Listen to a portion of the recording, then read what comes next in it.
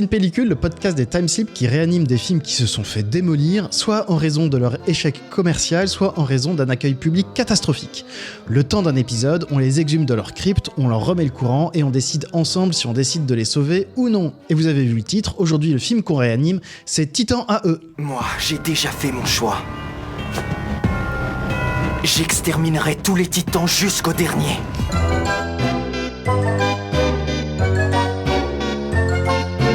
Et pour en parler, moi c'est Eric, petit tour de table des gens qui sont réunis autour de moi. À ma gauche, il a été conçu dans l'espace ou probablement plutôt dans une Renault Espace. C'est Galien. J'aime beaucoup cela. Bonjour à tous.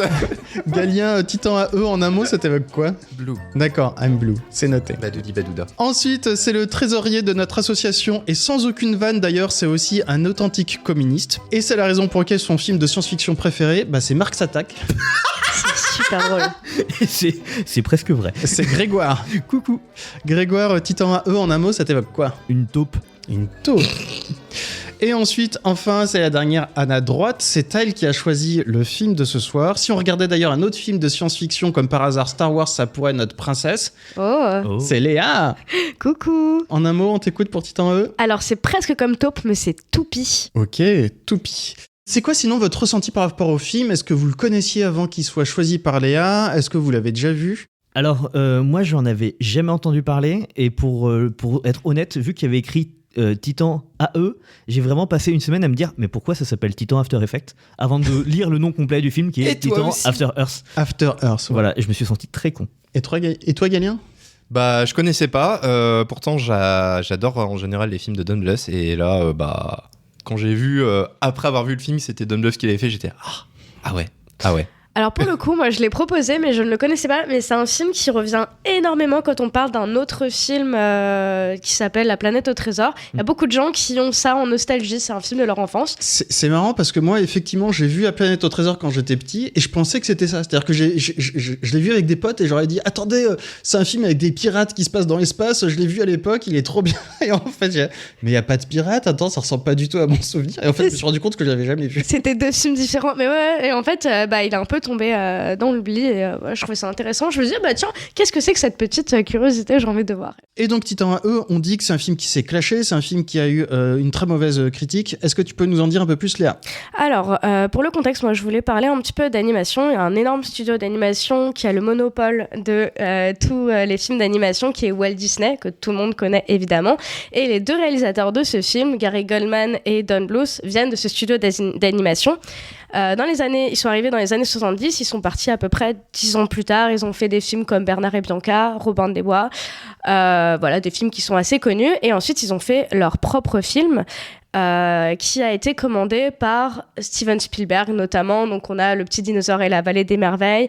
Il y a des films qui ont traumatisé beaucoup de gens de notre génération, genre Brisby et le secret de Nîmes, Charlie, tous les chiens vont au paradis. Moi, c'était surtout Le Petit Dinosaure. Hein. Le petit Oh, il était trop bien. C'est la mort de... Oui, elle est beaucoup trop mignonne. La mort de maman. La mort de maman. Ces deux-là ont fait beaucoup de films. Le plus connu étant Anastasia, qui n'est donc pas un film Disney. Oh. Et dans les années 2000, on leur a demandé de faire ce film qui est donc Titan After Earth. Ce film-là, à la base, devait être un film en live action. Il a été ensuite changé pour être un film d'animation. Le budget qu'on lui a alloué à la base, il a doublé très rapidement. Il y a très rapidement plus assez d'argent pour continuer le film. Ils ont dû mettre l'animation à d'autres studios d'animation indépendants. Donc ça inaugure rien de bon. À la toute fin, un des producteurs s'est un peu fait virer salement de la production et donc il n'avait plus du tout d'argent pour la distribution, en sachant que la promotion et la distribution d'un film d'animation pour les enfants, c'est un énorme budget. Donc quand tu ne peux pas promouvoir ton film, il passe complètement sous les radars, personne ne va le voir. Et ce film a perdu pratiquement, en fait, il a coûté entre 75 millions et 100 millions de dollars et il a rapporté mondialement 36 millions de dollars, c'est-à-dire qu'il s'est vraiment bien craché. Voilà. Sachant qu'en plus de ça, quand on parle de rentrées, c'est même pas 100% des rentrées qui vont au studio, puisqu'il y a tous les exploitants de salles, etc. Donc ouais, c'est un énorme crash. Ah oui, non, ça a été vraiment un énorme crash et ça a été le dernier film de Don Bluth et Gary Goldman. Ouais, moi ce que j'ai vu, c'est qu'effectivement, ils ont arrêté après. Et pire, le studio Fox Animation Studio a fermé après ce film. 10 jours avant la sortie du film, ils ont fermé. Ouais, bon, donc ils y croyaient déjà plus. Et en vrai, j'ai découvert ça ce matin, je trouvais ça génial. Ils ont rouvert 9 ans plus tard pour produire Fantastic Mr. Fox. Donc ils sont quand même passés de After Earth, qui est à un banger absolu. Voilà. Pour le coup, je crois que Don Bluth, il est assez connu pour avoir fait fermer ouvert et fermé plein de studios d'animation. Ah, ça, c'est un autre délire. Il y a autre chose aussi, c'est que donc le film est un mélange, ce qui se faisait pas trop à l'époque, ce qui se fait plus tard, de 3D et de 2D. Et le 3D était fait par Blue Sky. La planète au trésor. C'était Oui. après, 2002. C'était après Eh oui. C'était avant, merde. Aussi, Planète au Trésor, parce que forcément, on compare un petit peu. Planète au Trésor, ça a coûté le double environ. Ça a coûté 150 millions de dollars à faire. Et deuxième chose, attends, je savais pas que c'était Blue Sky. Blue Sky, c'est la jeu glace. Oui. C'est Nimona. Oui. C'est Nimona. Non. On Oui, parlera Nimona, une c'est autre fois bien. de Nimona, mais trop bien. Ok, bah merci Léa. Et donc maintenant, on va pouvoir débuter la description du film. Et comme dans chaque épisode, on va spoiler, Galien, on t'écoute pour le début du film. Le film s'ouvre sur une voix off qui nous fait part des progrès de l'espèce humaine dans un futur lointain. Un progrès tel qu'il donna une peur bleue à des créatures nommées Dredge, qui choisirent donc d'anéantir en toute logique les humains pour s'en protéger. Est-ce que tu penses que les Dredge, ils ont pris de la droge? Oh. Moi, je pense que c'est descendant de Judge Dredge. Oh. Déjà, comment ça s'écrit? Dredge. Moi, j'ai écrit D-R-E-J. Dredge comme Judge Dredge. hein. Alors en Vraiment. fait, Ah ouais, moi je moi, l'ai pareil. vu en VO, donc dans les sous-titres, c'est D-R-E-J. Ouais, Comme la drogue. pareil en VF, c'est les sous-titres, c'est D'accord. pareil. Bref, les pauvres ont une peur bleue, c'est peut-être pour ça qu'ils sont Bleu. bleus. Ils sont très bleus. Ils sont Dada, Vraiment dada. extrêmement bleus et low poly. Et quoi? Parce qu'ils sont en 3D.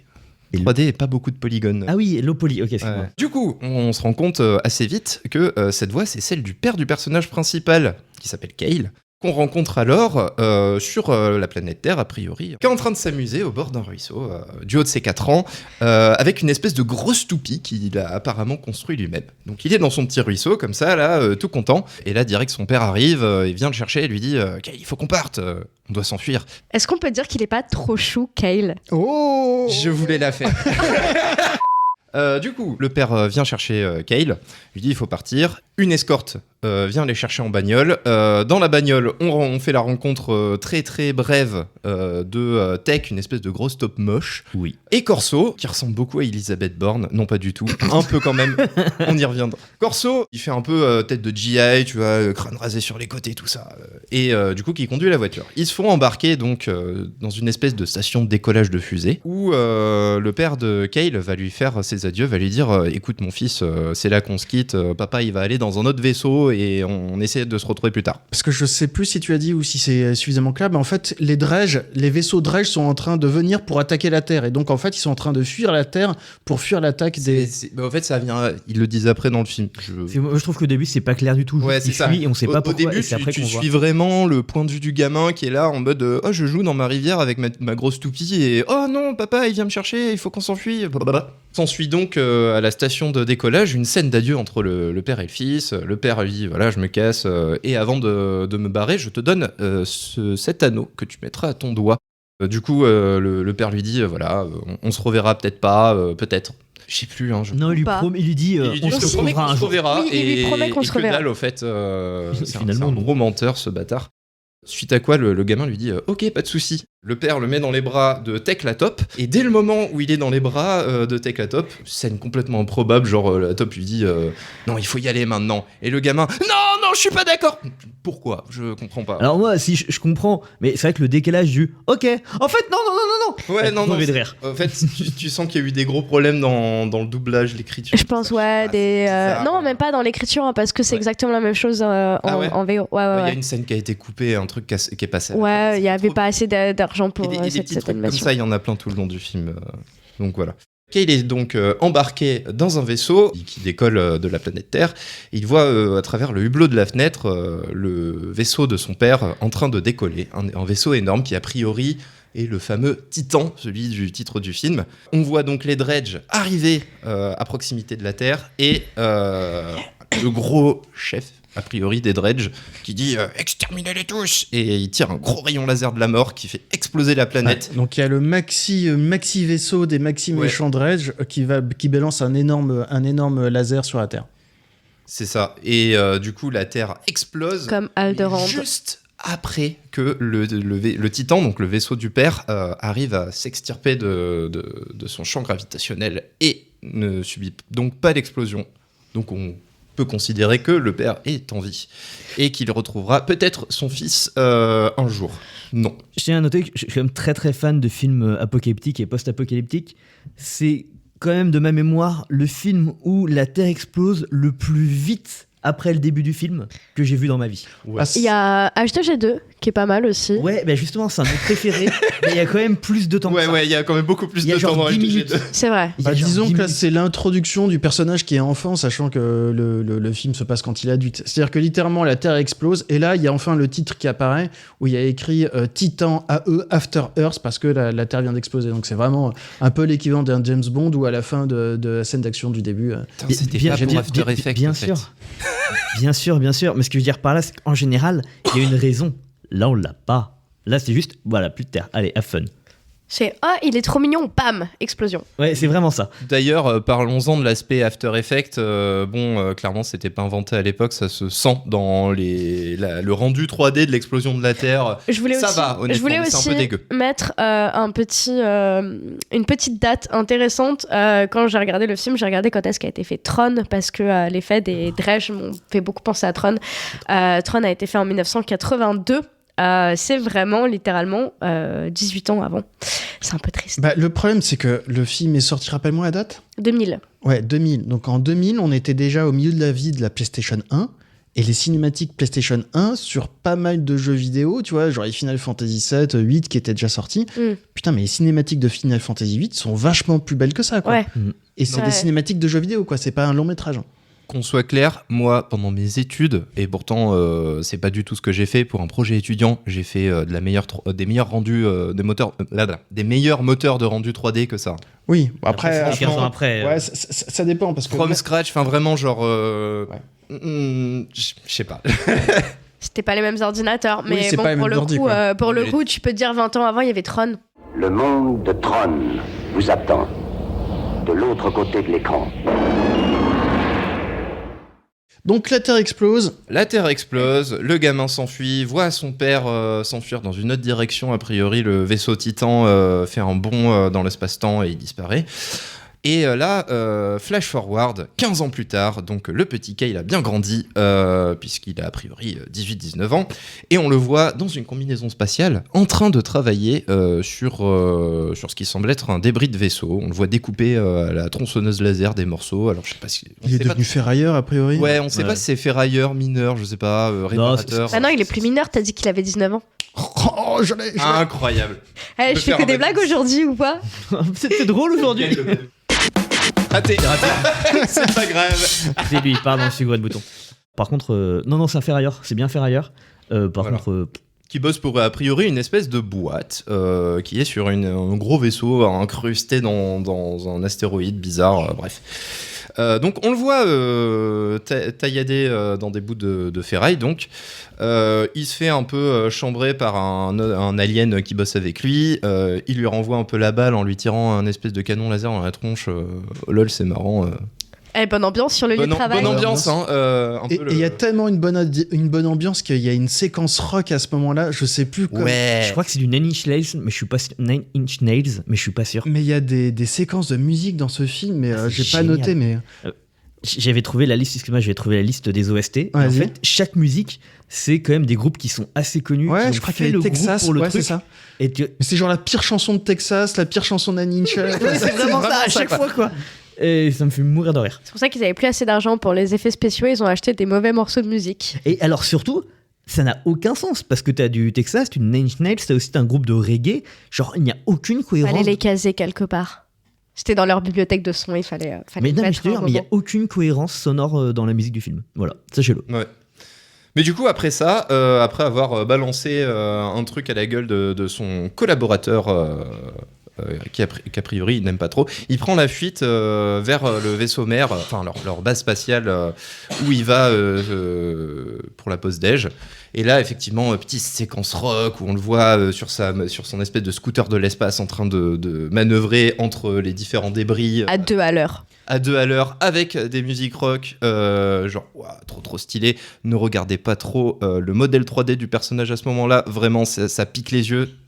Mais voilà. Il est pas en 3D le personnage. Les personnages Si. sont. Ah, le personnage. Là, sur cette séquence-là, au fait, t'as vraiment Ouais. le modèle du scooter qui est déjà en 3D, de la combi qui est aussi en 3D, Ouais. et vraiment, c'est un modèle statique qui ne bouge pas du tout et qui fait juste.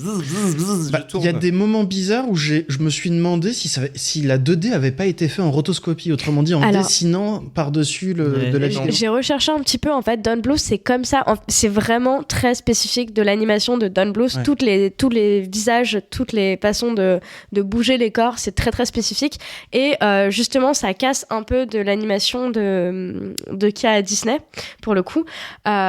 J'ai essayé de chercher, moi j'ai pas eu de réponse, peut-être toi tu l'as, Grégoire, s'il a travaillé en rotoscopie, j'ai pas eu de réponse franche là-dessus, mais on dirait vraiment de la rotoscopie. En tout cas, les mouvements sont pas habituels. Ouais, j'ai eu l'impression, parce qu'en fait, quand tu regardes de l'animation classique d'un Disney, les visages se déforment de façon pas naturelle, mais c'est justement pour exagérer les expressions des personnages, et ça donne un truc super agréable à regarder. Là, en fait, les expressions et les proportions du visage sont toujours réalistes, mais ça donne un côté où t'as l'impression que les personnages sont pas très expressifs, et ça essaye d'être réaliste, mais pas vraiment. Enfin, c'est un peu particulier, quoi. Ouais, Autant non, c'est ça- pas très agréable à regarder ça. C'est Mais- parce que Don Bluth dessine toujours la même gueule de personne. Ouais, alors pour le coup, Kale, c'est Dimitri de Anastasia, mais Ouais, mais ça exactement. marchait vachement bien dans Anastasia, mais dans Titan AE, c'est. Ouais, Je pense que Anastasia, il y a eu vraiment plus d'argent pour ce film. En vrai, et avant, je refais un retour là-dessus, mais juste avant Titan AE, le dernier film qu'ils ont fait, c'est Bartok le Magnifique, qui est une purge à regarder, et c'est sorti en VHS directement. J'ai pas vu. Et donc, ouais,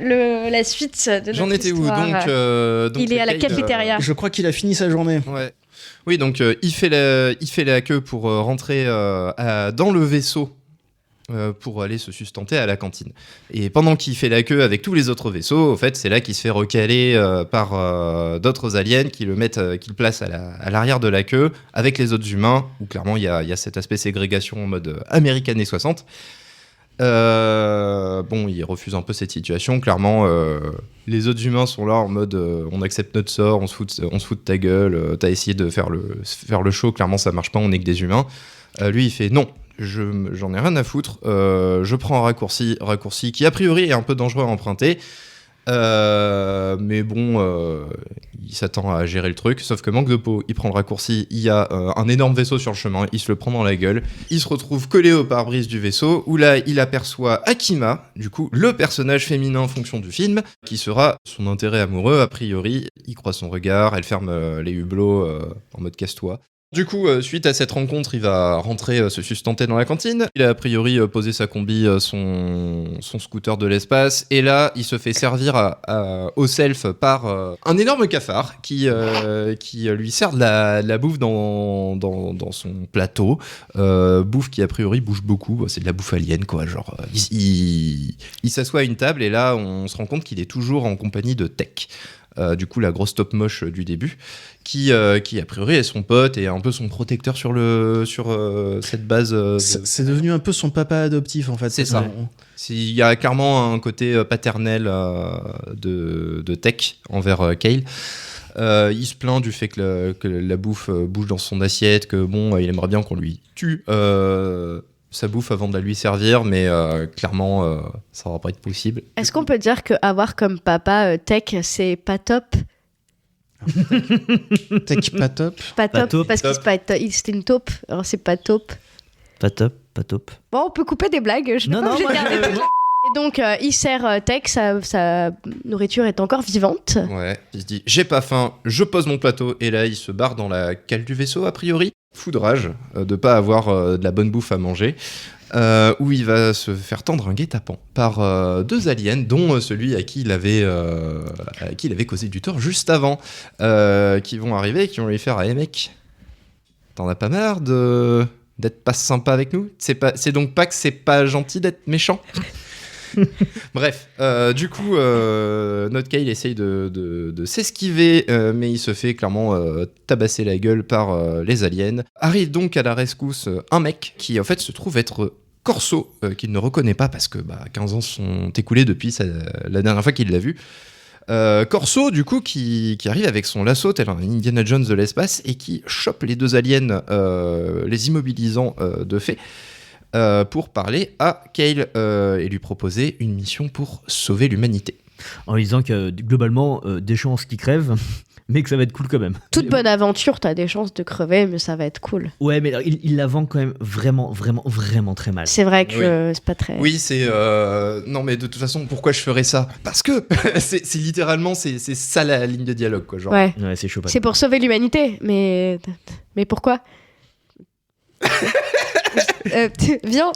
Donc voilà, Kyle, clairement pas très réceptif à cette proposition, essaye de rembarrer le gars, donc Corso, et Corso lui dit écoute, je te lâche les aliens sur la gueule, dans ce cas, tu m'en veux pas, allez, pisse. Ce que j'aime beaucoup, c'est qu'il relâche les aliens vont directement sur Kyle, alors qu'ils sont quand même fait lassauter par un type, et ils se disent pas genre... Il nous a traité d'abruti, je crois, et là, les aliens, rien à battre de Corso, genre... Comment ça, abruti ? Tu nous as saucissonné ? Mais non, abruti, c'est pire. Ouais. Et donc, il laisse Corso remonter tranquillement dans la cantine. Donc voilà. Kyle, après probablement quelques secondes à se faire courser par les aliens, arrive à les semer et revient à la cantine se poser à sa table avec Tech.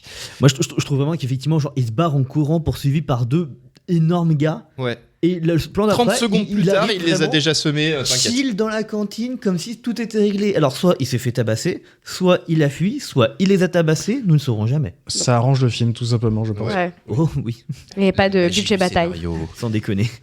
Changement de plan sur Corso, où on voit qu'il a une communication d'Akima, du coup, le personnage féminin. La pilote du vaisseau, ouais.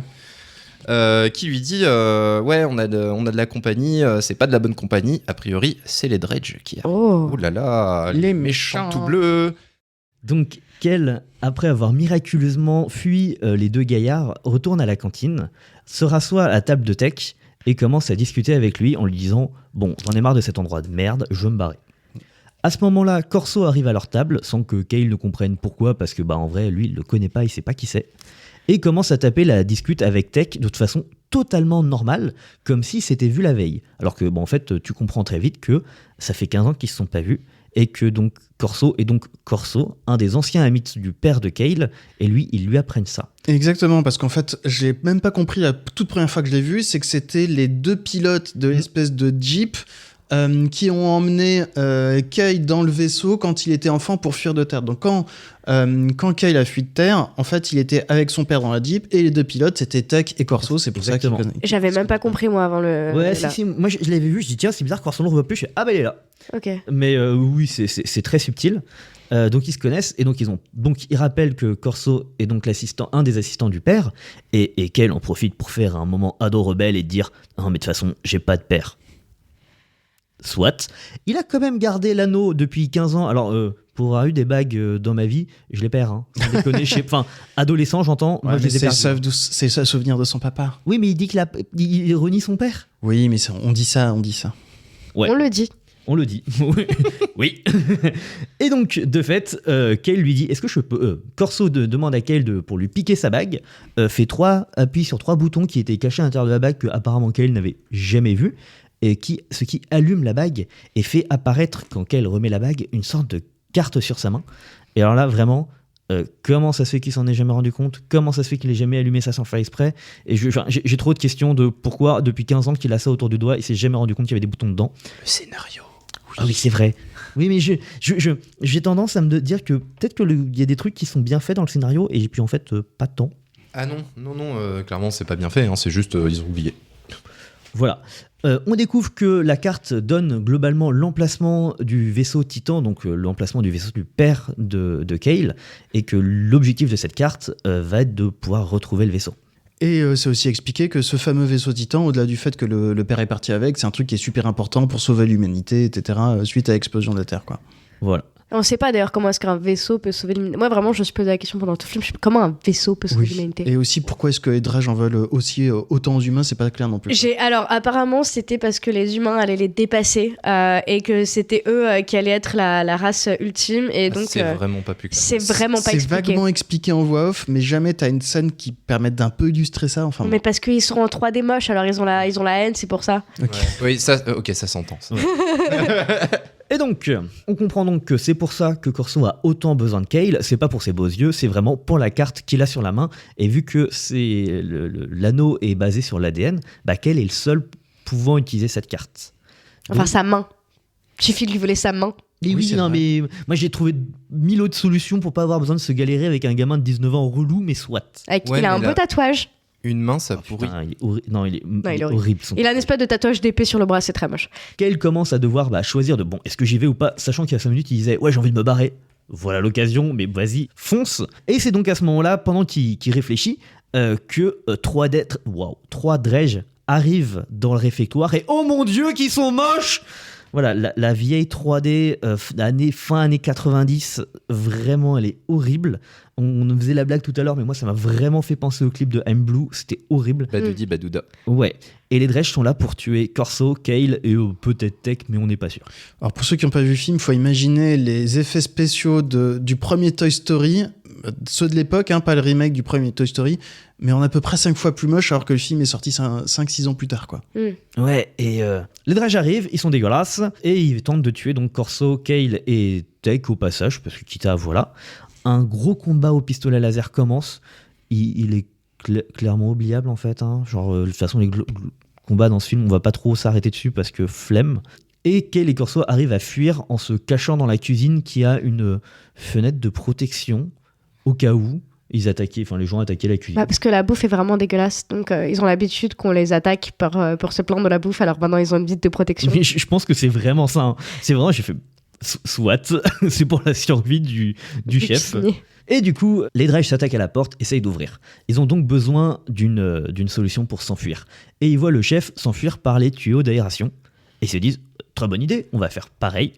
Donc ils décident de passer par le conduit d'aération. Et c'est à ce moment-là qu'il faut qu'on parle d'un truc.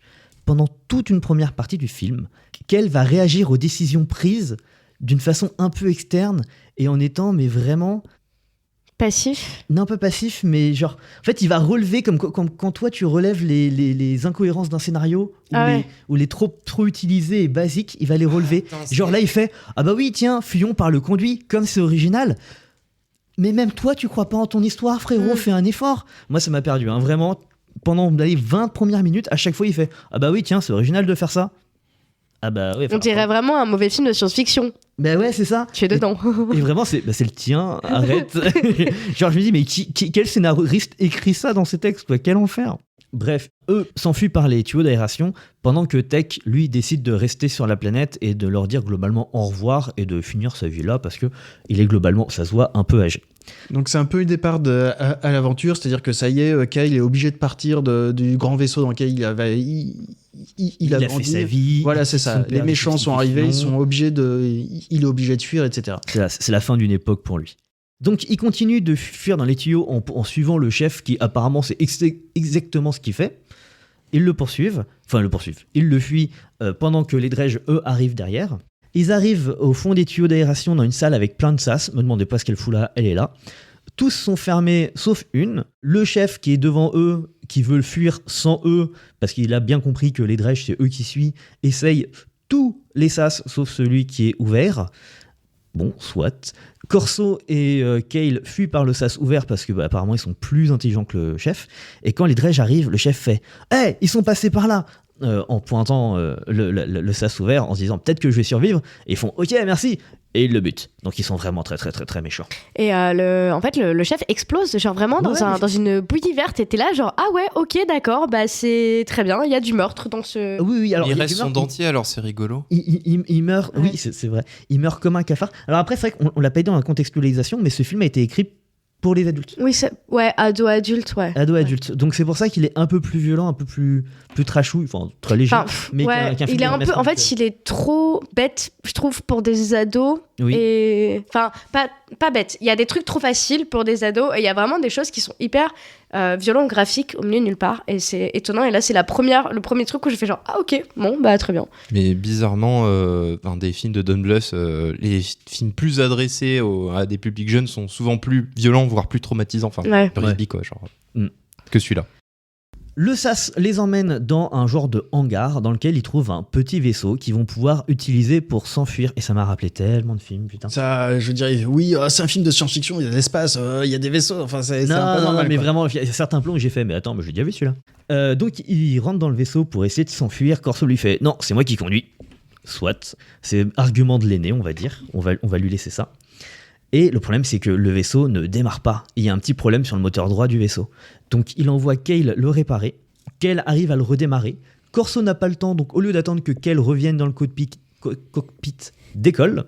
Alors, faut préciser que surtout ils sont toujours poursuivis par les Dredge qui continuent à leur tirer dessus et ouais, à chaque instant il manque d'y passer, quoi. Il risque de En crever, fait, c'est effectivement. assez marrant parce que la façon dont tu le racontes et que toi tu rajoutes des choses, c'est un peu comme ça qu'on vit la scène parce Ouais. qu'il y a vraiment ce double truc de ah oui, d'un seul coup tu te rends compte que c'est une situation d'urgence et en même temps c'est un peu lent Ouais. et t'as pas l'impression que c'est urgent parce que les personnages n'agissent pas vraiment comme une situation d'urgence, mais en même temps tu vois que la situation est une situation d'urgence. T'es genre mais quoi, c'est quoi le ton que tu veux donner? Ouais, c'est vrai que ça, c'est pas clair du tout. Donc, en redémarrant le moteur, Corso décolle. Et là, on se rend compte qu'en fait, c'est vraiment de l'urgence parce que, je crois que c'est à ce moment-là, il se prend un tir de laser dans le bras. Alors, on rappellera que l'insecte a explosé au tir de laser. Lui, il a un trou. Ça va mieux. C'est moins énervé. Peut-être pas le même Et pistolet. par contre, je crois qu'on voit du sang. En tout cas, on voit du sang. Ouais, c'est un On peu voit sanglant. quelques gouttes de sang, ouais. Il y a quelques gouttes de sang. Du coup, il glisse, il tombe. Corso continue de décoller. C'est un peu la merde pour Kale, mais bon, Corso fait demi-tour, le récupère. Globalement, ils tirent un peu, ils se prennent des tirs aussi. Ils arrivent à fuir. Ils passent une première porte qui est en train de se fermer où ils perdent leurs deux moteurs, mais ils ont tellement de propulsion qu'ils continuent à aller tout droit. Et le problème, c'est que le sas final, c'est entièrement fermé, donc ils savent pas trop comment ils vont sortir. La solution étant, on va foncer dedans. Il y a un monde où ça passe. Le monde où ça passe est celui du film, donc ça passe. Mais malheureusement, en fissurant légèrement la vitre du cockpit. Donc là, ça veut dire qu'ils sont partis du vaisseau principal, ils se retrouvent expulsés dans l'espace, dans leur petite capsule qui est juste la capsule d'éjection de leur petit vaisseau. Ouais, merci de faire cette aide de recontextualisation parce que c'est tellement le bordel qu'on va en avoir besoin tout le film. Hein. Clairement, c'est un peu compliqué à expliquer parce que c'est vraiment le sbeul. Ils se retrouvent donc dans l'espace, sans moteur, à divaguer avec un pare-brise fissuré qui se fissure de plus en plus. Globalement, c'est la merde. Corso réussit à appeler Akima lui disant de venir avec le vaisseau. Et au moment où le vaisseau arrive, ils se rendent compte qu'ils ont vraiment plus de temps du tout. Et donc Corso dit à Kale 2, alors en VF, il dit « vide tes poumons ». Et je l'ai remis 4 fois en mode, il dit vraiment « vide tes poumons », alors qu'ils font vraiment le geste de « et j'étais tu dois remplir tes poumons, tu dois pas les vider, espèce de malade ». En anglais, il dit exhale, il dit expire. Bah si, Ah ouais. t'es dans l'espace, si tu vides pas tes poumons ils explosent à cause de la différence de pression. Ok, d'accord. C'est ça logique. va. Ok, d'accord, ça va. Oui, c'est très logique dans un film d'animation pour Oui. ados. Alors en fait, c'est très Sauf logique, sauf que eux vraiment, ils remplissent leurs poumons Oui. dans l'animation. Donc c'est pour ça que je donne. Quoi donc ils remplissent leurs poumons en disant de les vider. Corso donne un grand coup de pied dans le pare-brise qui vole. D'ailleurs, franchement, faites des trucs plus solides si ça va dans l'espace, les gars. Surtout dans un milieu de ferrailleurs, quoi. Enfin, bref. Il saute du vaisseau pour atterrir dans le vaisseau principal de Corso. Et alors là, vraiment, tous les fans de réalité scientifique dans les films de SF ont laissé tomber. Oui, mais je crois que c'est dans Les Gardiens de la Galaxie aussi, Oui, où il y a des pareil. moments où ils se retrouvent dans l'espace sans aucune protection, ils réussissent à survivre pendant plusieurs minutes. Ouais, bah, Princesse Leia aussi d'ailleurs, dans je sais plus quel Star Wars. J'adore parce qu'il me regarde en disant Princesse Leia. Exactement. Je suis Princesse Leia, bonjour. je crois que c'est surtout la seule à bien aimer Star Wars. C'est le passage dit de Mary Poppins où elle arrive à survivre dans l'espace sans rien, etc. Voilà, quoi. Ça a Il me changé Mary semble que Poppins. justement, théoriquement, si tu te retrouvais pendant genre une poignée de secondes, genre pas plus de 10 secondes, dans l'espace, à condition que tu aies, par exemple, vidé tes poumons, tu pourrais survivre. Sauf que le problème, c'est que ton sang n'aurait pas le temps de bouillir, parce que oui, il bout dans l'espace, ton sang, mais tu aurais peut-être quand même les tympans qui exploseraient à cause des différences de pression, les yeux qui... probablement que tu finis aveugle, etc. Mais bon... Là, en tout cas, ils sont expulsés dans l'espace, ils sont tout de suite rattrapés par Akima qui les chope par la soute, et du coup, ils arrivent à survivre tous les deux. Mais en rentrant dans le vaisseau, Kyle s'évanouit. Kyle se réveille, on imagine quelques temps après, en ayant les yeux qui s'ouvrent sur Akima qui apparemment est au-dessus de lui, en train de le regarder. On comprend qu'il est sur une table de... Alors ça ressemble vraiment à une table d'autopsie, mais on va dire que c'est une table de médecin parce que a priori il se fait soigner. Il est à poil, avec une légère serviette pour le couvrir, ce qui sera l'occasion de faire quelques blagues pas du tout subtiles sur « Oh là là, il est tout nu ». Voilà. Pour le coup, pour un film d'animation, on voit des fesses. On voit des fesses. On voit des fesses. Oh, j'ai vu plein de films... Ah non, pardon. Qu'elle se réveille, et pendant qu'il se fait soigner, arrive Pride, moi j'ai envie de l'appeler Pride sans déconner, Pride qui est un alien qui ressemble globalement à un singe mutant. Chauve-souris. C'est un alien et qui a clairement une tête de méchant. Ouais, une sale tête. Et surtout, la première chose qu'il dit, c'est tu veux pas, on le bouffe. Genre vraiment, qu'il veut le boulotter dès le début. Bon, Akima le retient quand même. On comprend que Akima est vraiment un personnage fonction parce que lui, la première chose qu'il se dit, c'est j'ai envie de me la faire quand même. On le comprend assez vite qu'il la drague franchement pas subtilement. Pour l'instant, on n'a pas vu d'autres humaines, donc je comprends que la première qui voit, les hormones sont en ébullition. Ça s'entend, effectivement. Qu'elle en profite pour passer une petite phrase un peu méprisante sur les humains qui sont sur les planètes vagabonds, en disant c'est vraiment la petite insulte classiste de base, où vraiment, mec, t'es ferrailleur, t'étais traité comme de la merde la veille, genre, et de la genre, je sais pas, la compassion. Merci, de la compassion pour tes semblables, merde. Et Akima le prend très mal. On découvre très vite que Akima vient des colonies vagabondes, donc c'est cohérent. On va ensuite rencontrer le reste de l'équipage qu'on n'avait toujours pas vu non plus. Donc Stit, une alien kangourou, un poil colérique et qui est spécialisée en armes à feu, je crois. Tout à fait. Et Goon, une alien tortue qui a pas de carapace, complètement flippée. Alors, je pense que c'est le moment d'en parler. À part les Dredge, tous les aliens, donc qui sont en 2D, sont des animaux avec des petites modifications. C'est super cohérent parce qu'en général, en SF, la plupart du temps, quand on voit un alien ou quoi que ce soit, même une espèce qui a été créée qui est créée d'un univers, faut savoir que c'est constamment à partir de choses existantes. L'être humain ne s'est pas imaginé quelque chose à partir de quelque chose qu'il n'a jamais vu. Donc, n'importe quelle bestiole créée pour de la SF ou de la fantasy va venir de particularités d'animaux. Rien que, pour moi, le meilleur exemple, c'est la bestiole dans Alien. Il y a des super articles qui t'expliquent à partir de quels animaux a été composée la bête d'Alien. Donc c'est super cohérent d'avoir des particularités d'animaux dans des espèces créées pour des séries de SF. Alors là, c'est vraiment trop gros. Genre là, c'est vraiment un kangourou, sauf que au lieu d'avoir un genou, il a 2 genoux. La tortue, elle a juste pas de carapace et des yeux chelous. Et vraiment, tous les aliens qu'on va voir, c'est juste vraiment des animaux légèrement modifiés. Il y a très peu d'efforts et c'est un peu dommage que... Ouais, le chara-design est pas très ouf. Et en fait, Don Bluth et Gary Goldman, ils étaient pas ils savaient pas faire de la SF à la base. Ils ont dit oui pour ça, mais c'était pas leur... C'était leur premier film de SF. C'était leur premier. Ouais, et leur dernier d'ailleurs. Ouais. Et leur dernier, carrément. Comme quoi, la SF, quand tu connais pas, faut vraiment pas forcément y aller parce que c'est très compliqué. Ouais. Et Goon, en matière de caractère, c'est une sorte de professeur tournesol, c'est une sorte un peu de savant fou, et elle se met à étudier du coup la carte qui est sur la main de Kyle, que Kyle peut activer sur sa main grâce à sa bague. Ouais, d'ailleurs, il voit une sorte de map-monde hologramme dans la salle de Goon, et il tape une suite de chiffres qu'il a sorti de son chapeau et qui génère un truc vachement propre. Et j'ai toujours pas compris d'où il sort ça. Mais c'est pour montrer qu'en fait, il sait réparer des trucs. En fait, c'est vraiment son truc à lui. C'est je sais réparer des choses même si je connais pas. Quand il était petit, on voyait déjà quand il était enfant qu'il bricolait une sorte de hublot d'ailleurs. Après, tu te dis pourquoi est-ce qu'il a pas bricolé sa bague.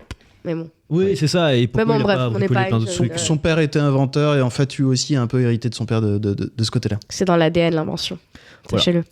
Donc, il trouve donc la première étape donnée par la carte sur la bague grâce à ça, et qui est sur la lune brisée de je sais plus quoi. Enfin, en vrai, la lune est vraiment très stylée. C'est dommage qu'on s'arrête un peu pas plus, je trouve, sur les mondes du film parce que c'est sur la planète Secharim. Ouais, mais c'est pas sur la lune brisée de la planète Secharim justement. Peut-être. Bon, bref, il y a un détail comme ça où globalement c'est la planète des Gao, qui est une espèce qui est apparemment une très très ancienne espèce qui est assez qui connaît beaucoup de choses. grâce aux connaissances de Goon et à la carte de Kale, et définissent la première étape de leur voyage pour aller trouver le lieu précis où est planqué le Titan, parce que c'est comme ça l'objectif à la base. Arrivés sur la planète, ils se séparent en 2 équipes. On a donc Stitz et Pride qui restent sur le vaisseau pour le garder, et tout le reste qui partent à la recherche globalement des Gao pour avoir un peu d'aide pour lire la carte. Ils visitent une planète globalement vide. Ils se retrouvent dans une ville qui a l'air abandonnée et morte, et ils disent il n'y a plus de Gao. Gao qu'on comprend d'ailleurs que Corso dit très rapidement dans une phrase, même lui ne sait pas à quoi ils ressemblent, donc en fait il ne sait même pas s'ils existent encore ou non. Et une sorte de nuée de chauves-souris chelous arrive, et en étant très menaçant, ils se disent que putain, c'est peut-être pour ça qu'il n'y a plus de Gao. En fait, non, c'est donc eux les Gao qui les aident fortement à donc lire la carte. En fait, on se rend compte que depuis la planète, donc la carte qui est sur la main de Kale, s'il vise la lune et qu'il retourne sa main, il y a plus de précision sur le dos de sa main. Alors en fait, il y a le Gao qui essaye de lui montrer ça. Il lui montre, il fait le geste. Alors au début, on comprend pas qu'il faut montrer la main. Et après, il s'est rendu compte qu'il fallait viser la lune et ça lui fait pas peur. Oh non, putain, non. Et donc c'est après ce calembour foireux que les Dredge arrivent sur la planète pour tous les buter. Donc les méchants extraterrestres tout bleus arrivent. Ouais. En 3D moche. En 3D dégueulasse. C'est pour ça qu'ils font très peur. C'est non. Non, ils ont si peu de polygones. Et tirent sur tout le monde, à commencer par les Gao. Les Gao, comprenant la mission de Kale et son équipe, les aident à s'enfuir. Et Ils sont bien gentils pour des aliens, d'aider comme ça des humains qui débarquent, qui ramènent des méchants. C'est exactement ça. C'est-à-dire Ouais, qu'ils étaient franchement. tranquillement peinards sur leur planète d'eau. D'un seul coup, t'as 3 pelés, 2 pelés, 3 tondus qui arrivent sur leur aéroglisseur de merde avec une carte. Et d'un seul coup, ils vont les aider non seulement à aller dans la bonne direction, mais en même temps, t'as des extraterrestres qui arrivent. Et il y a la moitié des chauves-souris qui vont crever juste pour essayer de sauver Kyle. Parce que, je sais pas, c'est le héros, c'est une sorte d'élu, mais en même temps... C'est parce que qu'il a un super Gao, tatouage. c'est vachement des gadgets. Oh là là.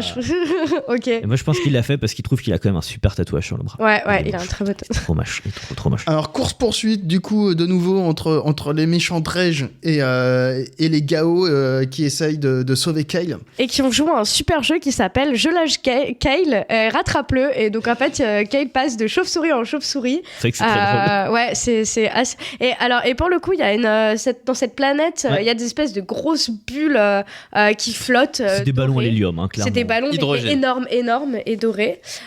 Et donc là, on apprend que si on le touche, ça explose. Oui, voilà, et c'est au-dessus de ça qu'ils se disent que c'est une bonne idée de lâcher Kale pour se le refiler de chauve-souris à chauve-souris, Ouais. au cas où c'est pas du tout dangereux. Non. Moi, je trouve ça très drôle. La course-poursuite se fait, globalement tout le monde survit, et au moment où on pense qu'ils vont réussir à s'enfuir, en fait non, Kale et Akima tombent et se font capturer par les Dredge. Malgré le fait qu'ils soient captifs, Corso et le reste de son équipage décident que pour l'instant, tout de suite maintenant, on peut rien faire, on va s'enfuir pour essayer de garder nos vies, on ira les récupérer plus tard. On retrouve donc Kale et Akima dans le vaisseau Dredge, qui globalement les analyse, et on comprend très vite que les Dredge savent que Akima, ils s'en foutent, et donc ils l'expulsent du vaisseau, façon Among Us, pour l'envoyer sur une prison dans une planète random. Et dans une capsule, il l'expulse pas dans l'espace, il la met dans une petite capsule et il l'envoie en mode petit colissimo. Ouais, vraiment, Merci, au mais alors, revoir. vu la taille de la capsule, franchement... Oui, non, mais- C'est vrai qu'ils considèrent qu'ils ont plus besoin d'Akima parce que la seule chose qu'ils veulent, que les Dredge veulent, c'est récupérer la carte parce que eux aussi veulent récupérer Titan. Donc ils ont juste besoin à la rigueur de Kale parce qu'il a la carte. Ils ont pas besoin d'Akima, ils pourraient la tuer. Mais non, en fait, ils vont juste la mettre quand même dans un petit cristal pour expulser dans l'espace où elle va pouvoir survivre. Quoi. Ouais, parce qu'ils sont pas si méchants en vrai. Ils ont un petit cœur bleu dans leur grand corps bleu. Donc elle est donc expulsée du vaisseau Dredge, se retrouve dans un sarcophage dans l'espace qui se Tout à fait. récupérer par donc, des marchands Soros. C'est ça. Moi, j'avais pas du tout vu le truc parce qu'en vrai, on met du micro-détail. Et se retrouve au fin fond de la cale des esclaves à se réveiller entouré d'esclaves, je dirais, qui ont diverses idées par rapport à elle au moment où le sarcophage s'ouvre. Au cas où t'as oublié que c'est un personnage féminin. Oui, Ça voilà, rappelle un oui, peu, c'est pas faux. Mais heureusement, elle avait une balise, ce qui fait que Corso, Pride et Stis vont pouvoir récupérer Akima. C'est ça. Ils sont donc en direction vers cette prison pour essayer de la sortir. Ils réussissent à passer l'unique garde de la prison de façon... Bon, ils lui pètent la gueule, quoi. Non, en vrai, cette scène est un peu drôle parce qu'ils inventent tout un truc où ils font semblant qu'il y en a un qui est un esclave et qui veulent le vendre, et ils arrivent devant un garde, et c'est vraiment le truc que t'as vu dans tous les films en mode... dans Star Wars, littéralement, il y a exactement ça. Et le garde, il fait, non, c'est pas un esclave, lui c'est ça, toi t'es pas un vendeur d'esclaves, t'es machin. Et ils sont là genre, ah bon, merde, il est intelligent, on lui pète la gueule, on lui pète la gueule. C'est vrai que... très drôle. Oui, ouais, c'était marrant. Pendant ce temps-là, Cale est toujours seul dans le vaisseau Grèche. Il est enfermé dans une prison parce que de fait, depuis qu'ils ont pris l'itinéraire, en soi, ils ont plus tant besoin de lui, mais ils l'ont quand même gardé. Il découvre que la porte de sa prison est en sorte d'énergie. Je ne saurais pas expliquer ça, mais genre c'est genre une sorte de porte d'énergie. C'est une espèce de porte magnétique et il réussit à s'enfuir comment ? Alors, c'est génial. Je crois que c'est la prison la plus sécurisée du monde. Il met un doigt dans le mur et voit que ok, il se fait électrocuter un peu, mais ça fait un petit trou. Donc s'il met 2 doigts et qu'il les rapproche, ça fait un électrochoc et du coup, il n'y a plus de porte. Donc il y a un trou et du coup, il passe. Donc c'est pas très clair, mais c'est une sorte de porte électromagnétique que tu peux ouvrir simplement avec 2 doigts. Ouais. C'est tout merdique. C'est vraiment nul à chier. Vraiment, si on mettait cette personne dans une prison en cellophane... C'est un peu ça, quoi. Ouais, c'est genre... Pire prison. Surtout qu'il y a d'autres murs autour, en fait. Ils ont pas dit on va mettre des murs partout, on va mettre des murs et du cellophane. Alors après, pour leur défense, si j'ai bien compris, les dredges sont des genres d'êtres d'énergie. De pure énergie. Ouais. De pure énergie, donc eux, ils peuvent vraiment pas passer, en l'occurrence. Donc ce qui serait cohérent, c'est qu'ils aient prévu des prisons pour leurs semblables, en fait, et du coup, pour eux, ça marche. Pour les pas eux, ça marche pas. Mais par contre, quand ils envoient Akima dans un sarcophage dans l'espace, ils pensent bien à ne pas faire un sarcophage d'énergie, c'est un sarcophage en solide. Non mais c'est vraiment... Et la façon... comment est-ce qu'ils s'enfuient ? Ils continuent parce que ça reste la fuite. La fuite est géniale. Donc du coup, il arrive à s'évader de sa cellule de façon... Non, c'est nul, hein, vraiment, il s'évade comme ça, c'est ridicule. Et donc, il commence à se balader façon, effectivement, Star Wars dans les couloirs du vaisseau et tombe sur le plan magique où t'as le grand méchant qui parle à ses troupes. J'adore ces plans-là. Toujours les mêmes, toujours excellents, il n'y a toujours aucun sens. Donc, il fait son petit discours où il dit globalement, le but, c'est de tuer tous les humains. T'en avais 2, pourquoi tu les as pas butés ? On va pas chercher C'est plus très loin. vrai. Mais oui, C'est super vrai. mais oui, genre vraiment, vraiment, ils ont plus besoin de Cale, ils ont plus besoin d'Akima. Ils disent, on va buter tous les humains. Ouais, ceux-là, on va leur donner une chance. Allez. On vous laisse 10 secondes. Ah, bon, si on vous rattrape. Non, mais vraiment, la cohérence de ce film, vraiment, parfois, c'est chaud patate. Cale comprend donc qu'il doit sauver l'humanité, subtilise un petit vaisseau et arrive à s'enfuir de toute façon, en fait, encore une fois, super facilement. Et il arrive à rejoindre, encore une fois, très facilement, le vaisseau de Corso, qui a donc récupéré Akima pendant ce entre-temps, et tout l'équipage est à nouveau réuni dans la joie et la bonne humeur. Et il y a une scène où je pense que c'est pas obligé d'en parler, mais moi je la trouve géniale, où il y a Corso et Cale qui ont un mini moment où genre vraiment c'est genre la soirée que tu passes à boire des bières avec ton oncle, et il y a genre des Raymantas de l'espace qui passent à côté d'eux, et il y a Corso qui dit à Cale, allez vas-y, prends les manettes et fais la course avec eux. Oui, ils sont pas du tout pressés pour genre sauver l'humanité. Je pense qu'ils ont le temps de faire les cacous entre 2 astéroïdes de façon pas du tout dangereuse, juste pour kiffer leur vibe. Mais quand Cale il avait 4 ans, dans la voiture, et il était quand il le met dans la voiture au moment de fuir la planète, il est là, je peux conduire, et là c'est Corso qui lui dit quand tu seras grand. Du coup c'est un peu... Il est vrai. Mais 3 fois pas dangereux pour des gens qui doivent sauver l'humanité, quoi. C'est très drôle parce que ça fait beaucoup penser à cette scène dans La planète au trésor où justement il y a Long John Silver et Jim Hawkins qui sont dans un bateau et qui vont voler ensemble dans une musique rock de David Hallyday incroyable et tout. Et je me dirais, mais on dirait qu'ils l'ont copié mais mal. Et en fait, c'est fait avant, donc je trouve ça trop drôle. Oui, c'est très vrai. Ensuite, le vaisseau de Corso s'arrête sur la colonie de New Bangkok pour récupérer quelques provisions. Pendant qu'ils déplacent les provisions, Cale et Akima flirtent tranquillement dans les couloirs en déplaçant des trucs. Et au détour d'un couloir, ils entendent Corso en pleine discussion qui a l'air de délivrer son plan qui est que, en fait, il est censé trouver Titan, le livrer au dredge et à avoir beaucoup d'argent. C'est-à-dire que littéralement, en fait, il tombe sur Corso qui est en pleine visioconférence avec un Dredge en disant « Ah oui, mais notre plan, c'est que je te livre le garçon, mais vous n'avez pas encore le plan complet, etc. » Et donc là, on découvre que, gros twist, en réalité, Corso, qui était, jusqu'ici était un peu le mentor qui lui a permis de partir à l'aventure, en réalité, il essaye pas de sauver l'humanité, il en a rien à foutre. Ah oui, il veut juste sauver son cul et avoir beaucoup. Voilà, et il est prêt à vendre à la fois Kyle et la carte. Et l'humanité. Voilà, pour gagner de l'argent. Clairement. Et surtout, en vrai, il en a aussi rien à foutre de fermer la porte de sa cabine quand il est en visioconférence avec le grand méchant. C'est là où je voulais aller, exactement. À chaque fois. Hein. Ouais. Et c'est comme ça qu'ils passent devant et qu'ils sont en mode ah bah tiens, attends, on entend tout. Et donc pendant qu'ils écoutent, Pride arrive derrière, les menace et on se retrouve en confrontation entre Pride et Corso. Donc Pride qui a l'air d'être au courant et avec Corso face à Kyle et Akima qui sont en mode mais putain, qu'est-ce que tu fais ? C'est quand même pas mal parce qu'il y a une petite inversion par rapport au début qui montre bien quand même pour le coup l'évolution des personnages. C'est-à-dire qu'au début c'est un peu le truc classique. Kyle c'est un rebelle, il en veut énormément à son père parce qu'il l'a abandonné, il croit absolument pas à la survie de l'humanité et petit à petit en réalité il discute avec Akima qui finit par lui faire changer d'avis. Et c'est le moment où Corso tient le discours en fait opposé du début, c'est-à-dire que depuis le début Corso lui disait mais il faut que tu sauves l'humanité alors qu'en fait il en pensait pas un mot, et là en fait chacun joue carte sur table et on s'aperçoit que Kyle a changé d'avis parce que là il dit mais non mais l'humanité mérite d'être sauvée, il faut qu'on retrouve ce vaisseau, il faut qu'on essaye de faire quelque chose, et Corso lui dit non mais ici c'est la loi du plus fort, c'est fini, jamais on pourra battre les Dredge, rien à foutre, etc. Et donc on voit là il y a quand même un petit passage un peu cool où on sent que Kyle d'un seul coup on a quelque chose à foutre et ça le rend quand même un peu plus sympa. Ouais. Est-ce que c'est pas là aussi que Corso il mentionne que du coup les Dredge sont faits d'énergie et que donc du coup ils sont invincibles? Ouais, si, c'est à ce moment-là qu'il leur dit de toute façon on peut rien faire contre eux, donc quoi qu'il arrive, moi au passage je vais juste faire plein de moula parce que c'est quand même un énorme capitaliste. Il dit autre chose aussi qui me fait beaucoup rire, il dit mais de toute façon les humains ils tournent en rond, donc ça sert à rien de les sauver. T'as genre, je vois pas pourquoi tourner en rond ça te donne le droit de mourir, quoi. T'as le droit de tourner en rond et de vivre quand même. Si, mais c'est ce que je dis, c'est un énorme capitaliste. Et donc, si tu ne produis rien, tu ne sers à rien. C'est vrai, on peut le voir comme ça. Donc à ce moment-là, ils disent oh non, on a été pris par le méchant. Il sait que on sait qu'il est méchant et lui il sait qu'on sait qu'il est méchant.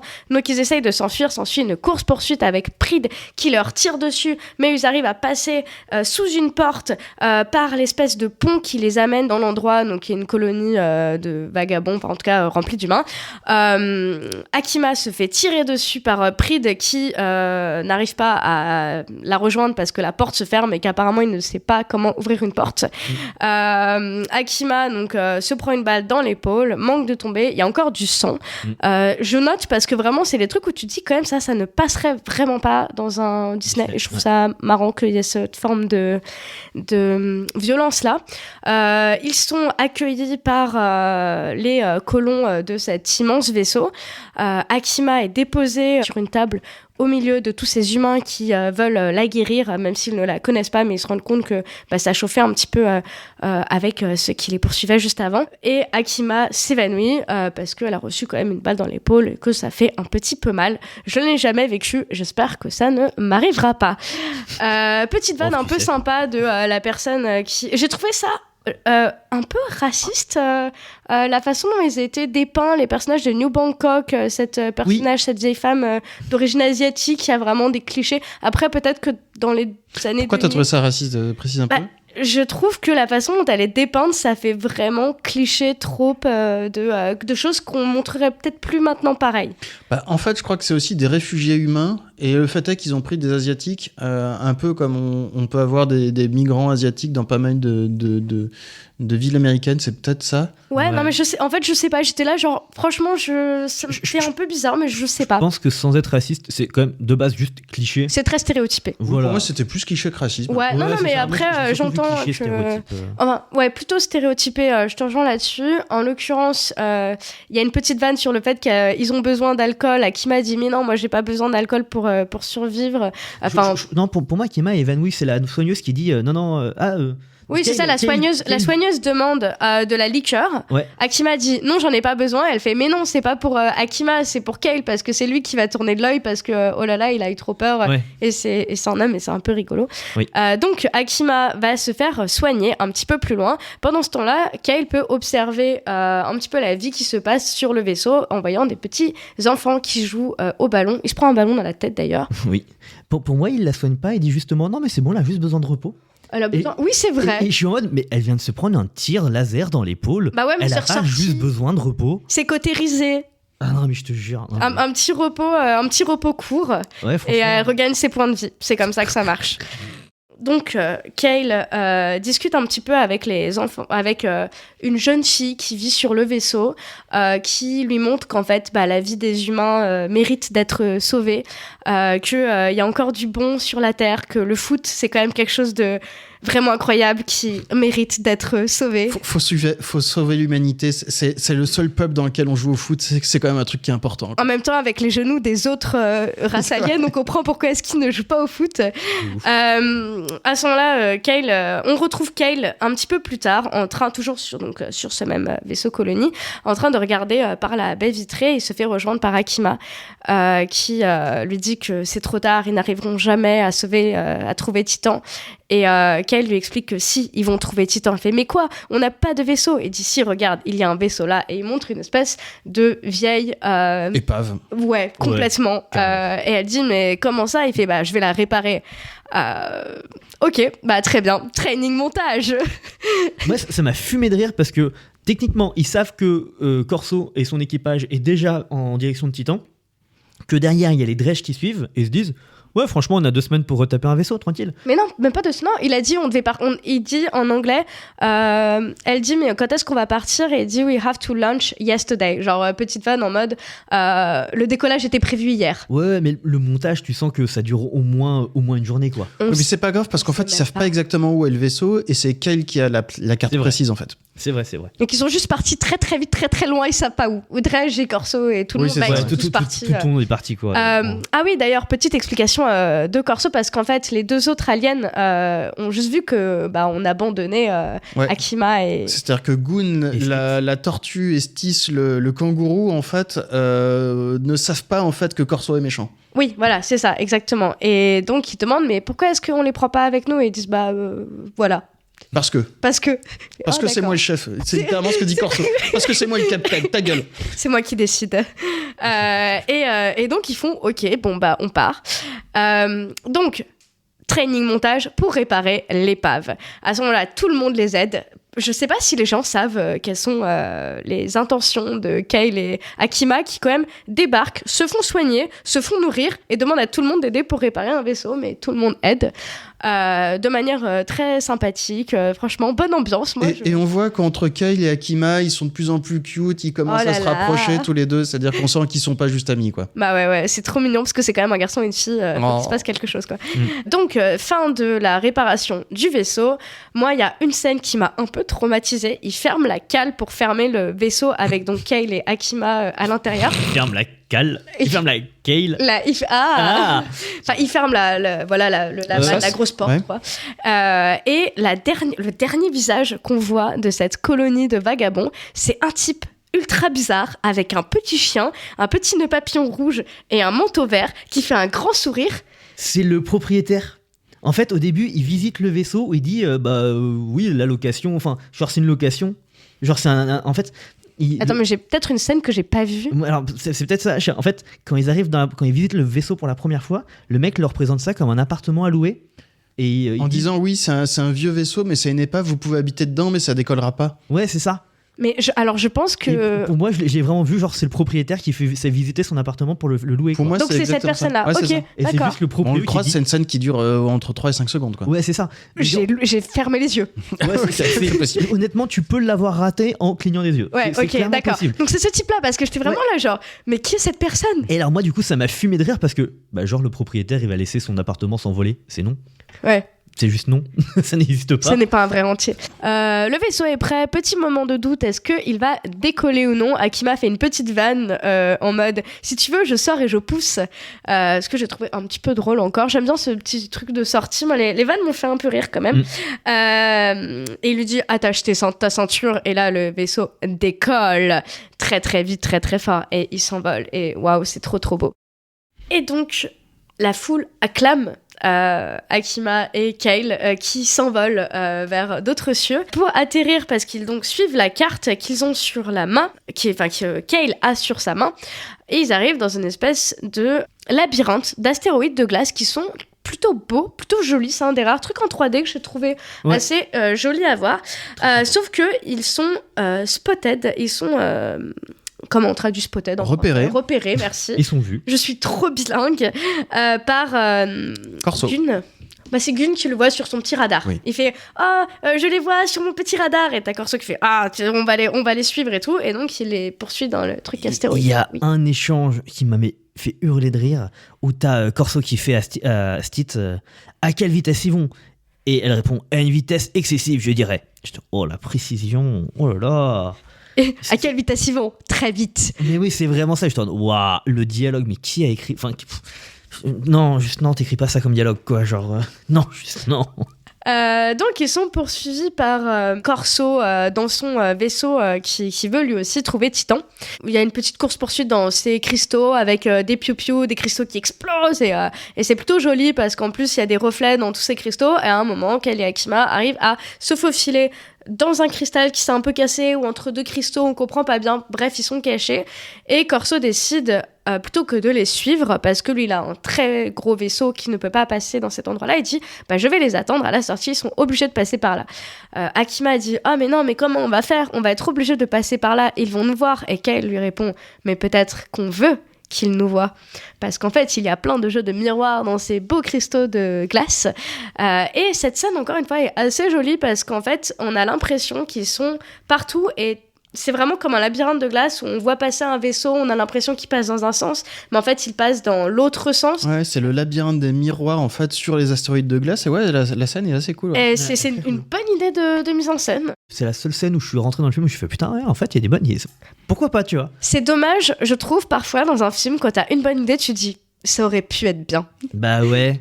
Mais Et bon. le truc c'est que ça arrive vraiment à la toute fin du film et je sais que si j'avais regardé ce film par moi-même, pas pour le podcast, je serais pas arrivé jusque là. Je sais pas. Moi, je pense que je me serais laissé. Bon, bref. Bel effet de miroir où on voit passer le vaisseau dans tous les sens avec Gun la tortue sur son radar qui se dit ils sont devant nous, ils sont devant nous. Et à un moment, il dit en fait, ils sont derrière nous parce qu'ils étaient passés sous le vaisseau parce que c'est des petits malins. À ce moment-là, il y a un bout de cristal qui se casse. Kale et Akima peuvent passer parce qu'ils ont un petit vaisseau, mais Corso ne peut pas et il se retrouve un peu piégé. Et c'est grâce à ça que Kale et Akima prennent de l'avance et arrivent sur Titan qui se dévoile au milieu de tous ces astéroïdes de glace. Au niveau Titan, de tous ces caches titans. c'est vrai que ça ressemble un peu à des caches-tétons. Et en fait, on dirait un énorme boob, en fait. C'est un Tout à énorme fait. boob. Le film s'appelle Titan à eux. Donc vraiment, le vaisseau Titan, on le cherche depuis le début. C'est le truc qui va sauver l'humanité. Et le look de ce vaisseau, c'est le look le plus pété de tous les vaisseaux qu'on a vus depuis le début. C'est-à-dire que c'est un gros truc tout rond, mais qui ressemble à rien. Il est tout gris. Et il n'y a rien qui ressort. Enfin, vraiment, en termes de design, c'est un peu une catastrophe. Quoi, C'est- Boule à c'est- 3 pattes. Ouais. ouais, c'est un peu ça, quoi. Ça ressemble un peu à la toupie du début. Tu dis, Non. j'ai l'impression. Non, je pense pas qu'il y avait cette idée. Je me suis dit, peut-être que. Non, la Non. toupie, elle a pas du tout la même tête. Ah ouais, ok. Mais c'est juste en fait une grosse boule de métal, couleur métal acier. Couleur nulle. Ouais, non mais c'est cool. Voilà, c'est une boule c'est une grosse boule en acier. Voilà, c'est ça le look Grosse du gros boule. méchant, du gros vaisseau pardon qu'on recherche depuis le début quoi.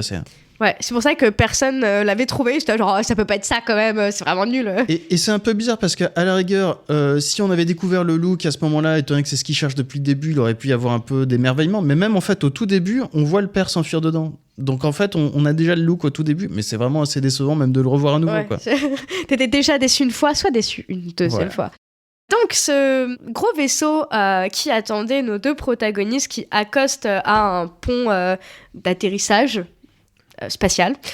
Ils entrent à l'intérieur et passent par une espèce d'immense bibliothèque. Et là, j'ai noté un moment de dialogue que j'ai trouvé très drôle parce qu'on dirait presque un FMV. Il y a Akima qui dit à Kale, qu'est-ce qu'on fait FMV Ouais. pardon, un FMV, c'est un point and click, tu sais, c'est les jeux des années 90. Full motion vidéo. Voilà. Ok, j'avais pas du tout entendu FMV, du coup Pardon. j'avais pas du tout pensé à ça, excuse-moi. D'accord.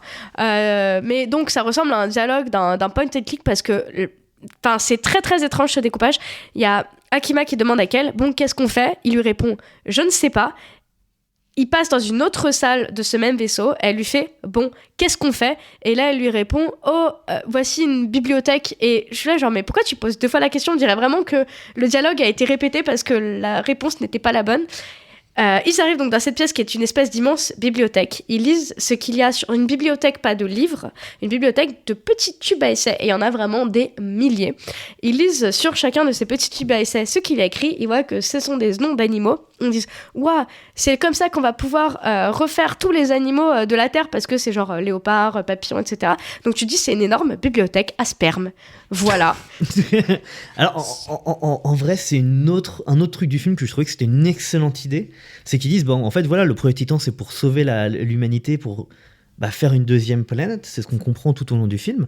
Et qu'en fait, c'est Svalbard, mais en vaisseau spatial. Alors Svalbard, j'ai pas... Alors, pardon, oui. Svalbard, c'est la grande chambre froide de stockage qui est au pôle Nord, dans lequel ils ont stocké toutes les graines de l'humanité. D'accord. Et c'est un lieu qui est assez intéressant pour les scientifiques parce que même des espèces qui ont globalement disparu, ils ont réussi à avoir des graines de ça qui sont stockées là-dedans. Et ça existe depuis combien de temps ? Ça existe, alors je suis pas sûr, je crois que c'est les années 80. D'accord. Ça a été créé dans les années 70-80, peut-être un peu après. Ok. Je sais plus exactement. Donc c'est honnêtement, précurseur à ce film. Pour moi, c'est précurseur à ce film, c'est Ok. ça. Et en vrai, c'est un truc tout à fait passionnant. Et en fait, le parallèle est vraiment cool. Et je me suis dit, putain, c'est une belle idée. Je pense que le truc le plus évident, c'est que c'est une arche de Noé génétique avec le code génétique de tous les êtres vivants qui sont sur Terre, quoi. Ouais, c'est ça, mais ouais, c'est l'ADN. Mais c'est très Une cool. banque de sperme énorme. Et alors, par contre, c'est un truc que j'ai pas compris, c'est qu'ils parlent d'espèces d'animaux. Alors, soit je suis nul en espèces d'animaux, soit je les connais pas. Mais j'ai cru comprendre que c'était des nouvelles espèces d'animaux pour la nouvelle planète qui vont être créée. Non, c'est vraiment, ils disent lupus, je sais pas quoi faire, c'est un léopard. Lupus, c'est loup, mais je me souviens plus du nom en latin. Oui, je c'est sais pas ça. le nom, Ok, voilà. Machin. J'ai eu un doute pendant l'instant, je me suis dit, mais attends, est-ce que c'est. Ok. Et donc, ils arrivent dans une autre salle qu'ils arrivent à allumer avec une sorte de centre de contrôle au milieu. Moi, j'ai cru comprendre que c'était l'invention de Kel quand il était enfant.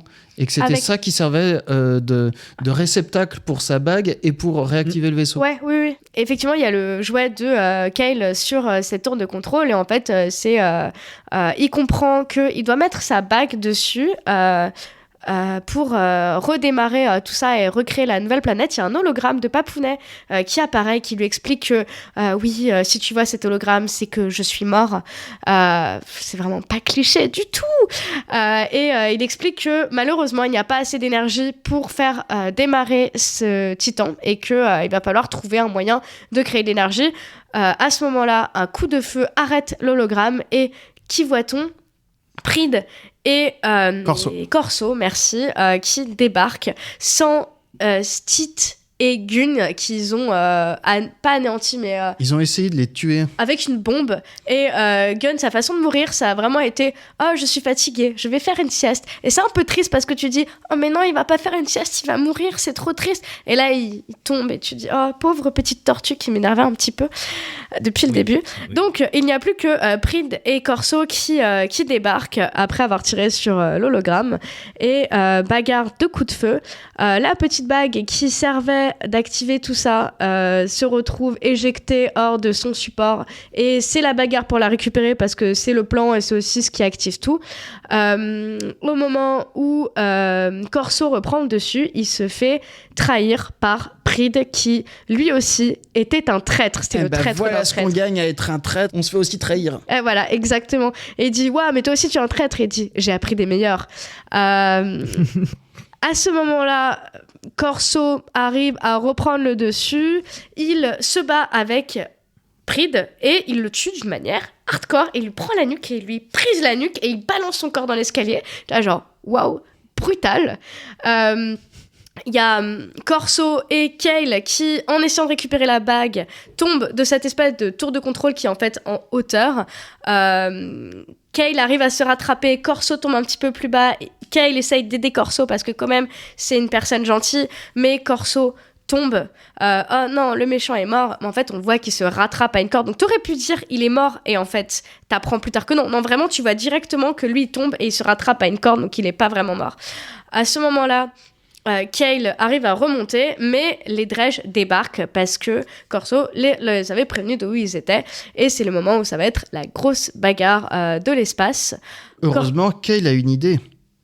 Kale a une idée parce qu'il se souvient que les Dredge sont faits de pure énergie. Parce que le problème, c'est que le titan n'est plus alimenté. Exactement. Tu l'as pas dit. Titan, non, effectivement. Je n'ai pas dit que Titan n'est plus alimenté, il n'a pas assez d'énergie. Il a tout ce qu'il faut pour recréer une nouvelle planète, sauf l'énergie. C'est un petit peu dommage.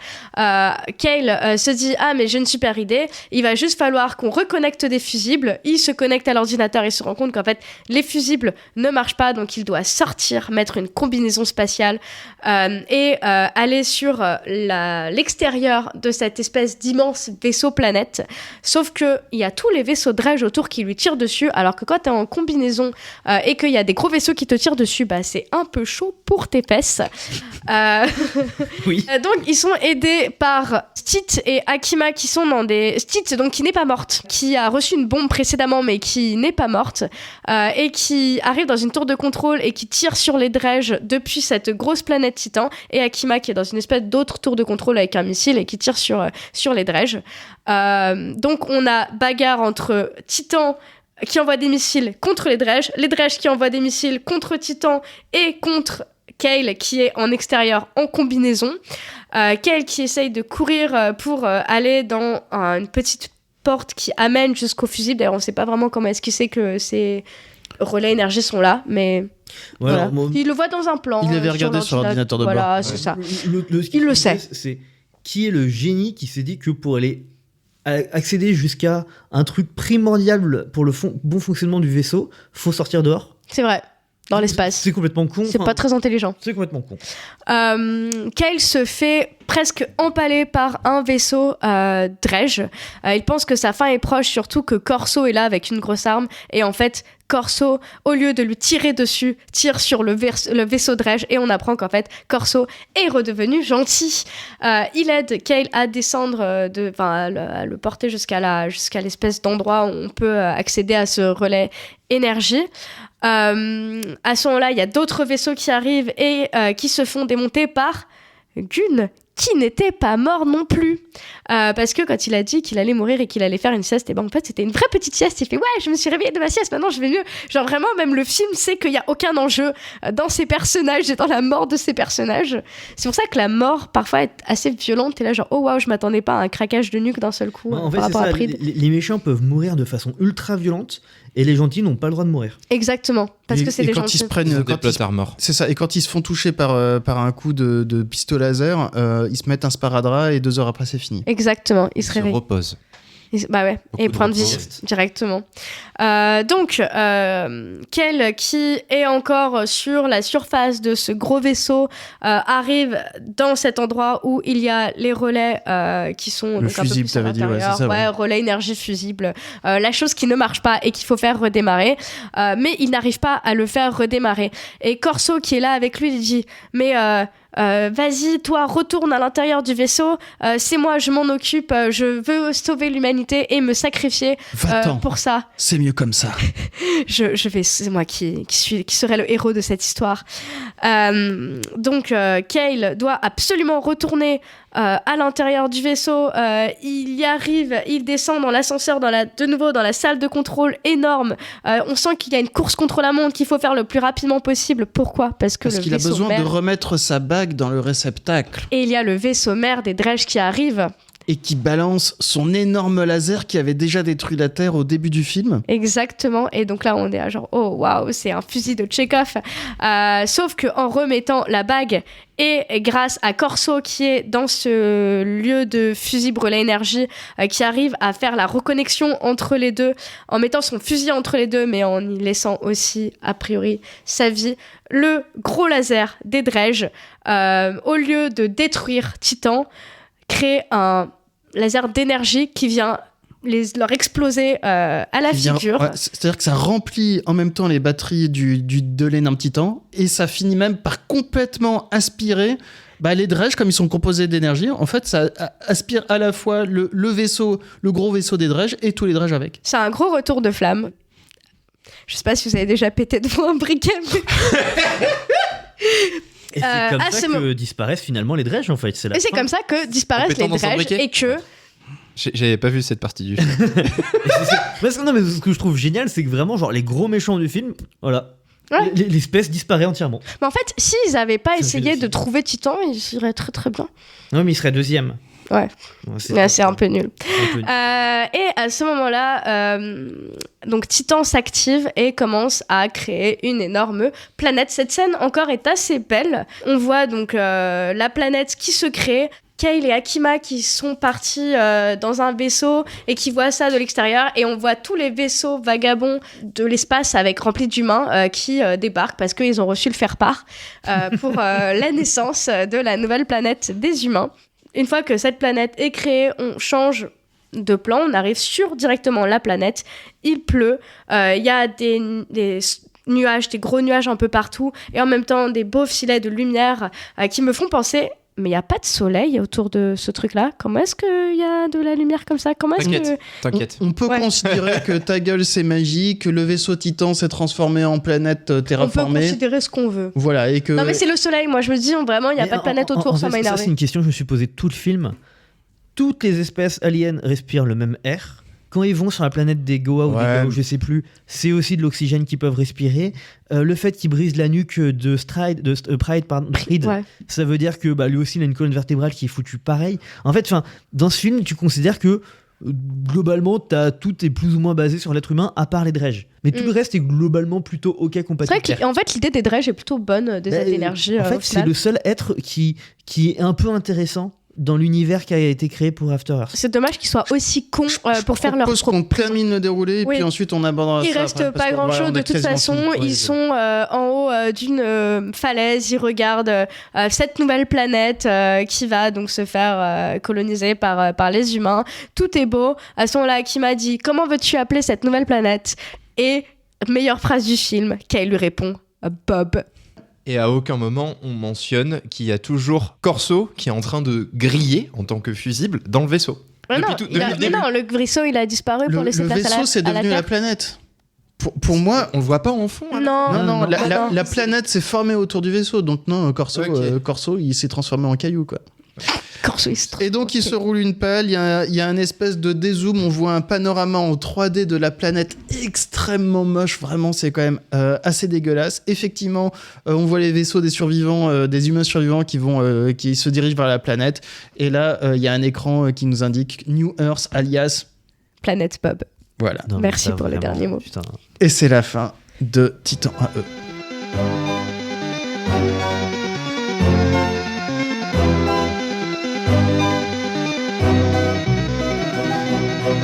Et voilà les gens, c'était Titan AE, et maintenant comme à la fin de chaque épisode on va décider si on décide de sauver le film ou non. Alors déjà on va un peu discuter de ce que vous avez pensé du film. Galien, toi?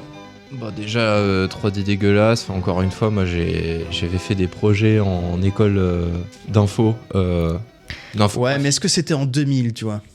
Non, mais vraiment, on utilisait zéro bibliothèque, zéro rien du tout. On partait de rien et on arrivait à faire mieux. Donc, moi, je suis un peu déçu quand même des images 3D que j'ai vues qui piquaient très fort les yeux. Oui, non, mais le résultat merdique, on est d'accord. Ouais. Okay. Le scénario... aïe. Genre, les méchants qui sortent de nulle part, les MacGuffin, les trucs, les machins. Enfin, vraiment, les trucs se passent. Ça a pas de sens, enfin voilà quoi. Ça se regarde si tu fais un truc à côté quoi. Et autrement, si tu essaies de faire ça se regarde pas, je veux dire. Oui, non, pas tant. Grégoire ? Ouais, alors bon, je me suis dit bon, vas-y, ça date de 2000, donc au niveau visuel, on va passer, on va passer autre. Effectivement, à l'époque, il n'y avait pas grand-chose pour faire de la 3D. C'était un beau projet, pourquoi pas. Ils ont raté, tant pis, c'est pas grave. Le scénario est franchement oubliable. Il y a quelques bonnes idées quand même, comme on a dit, de la glace.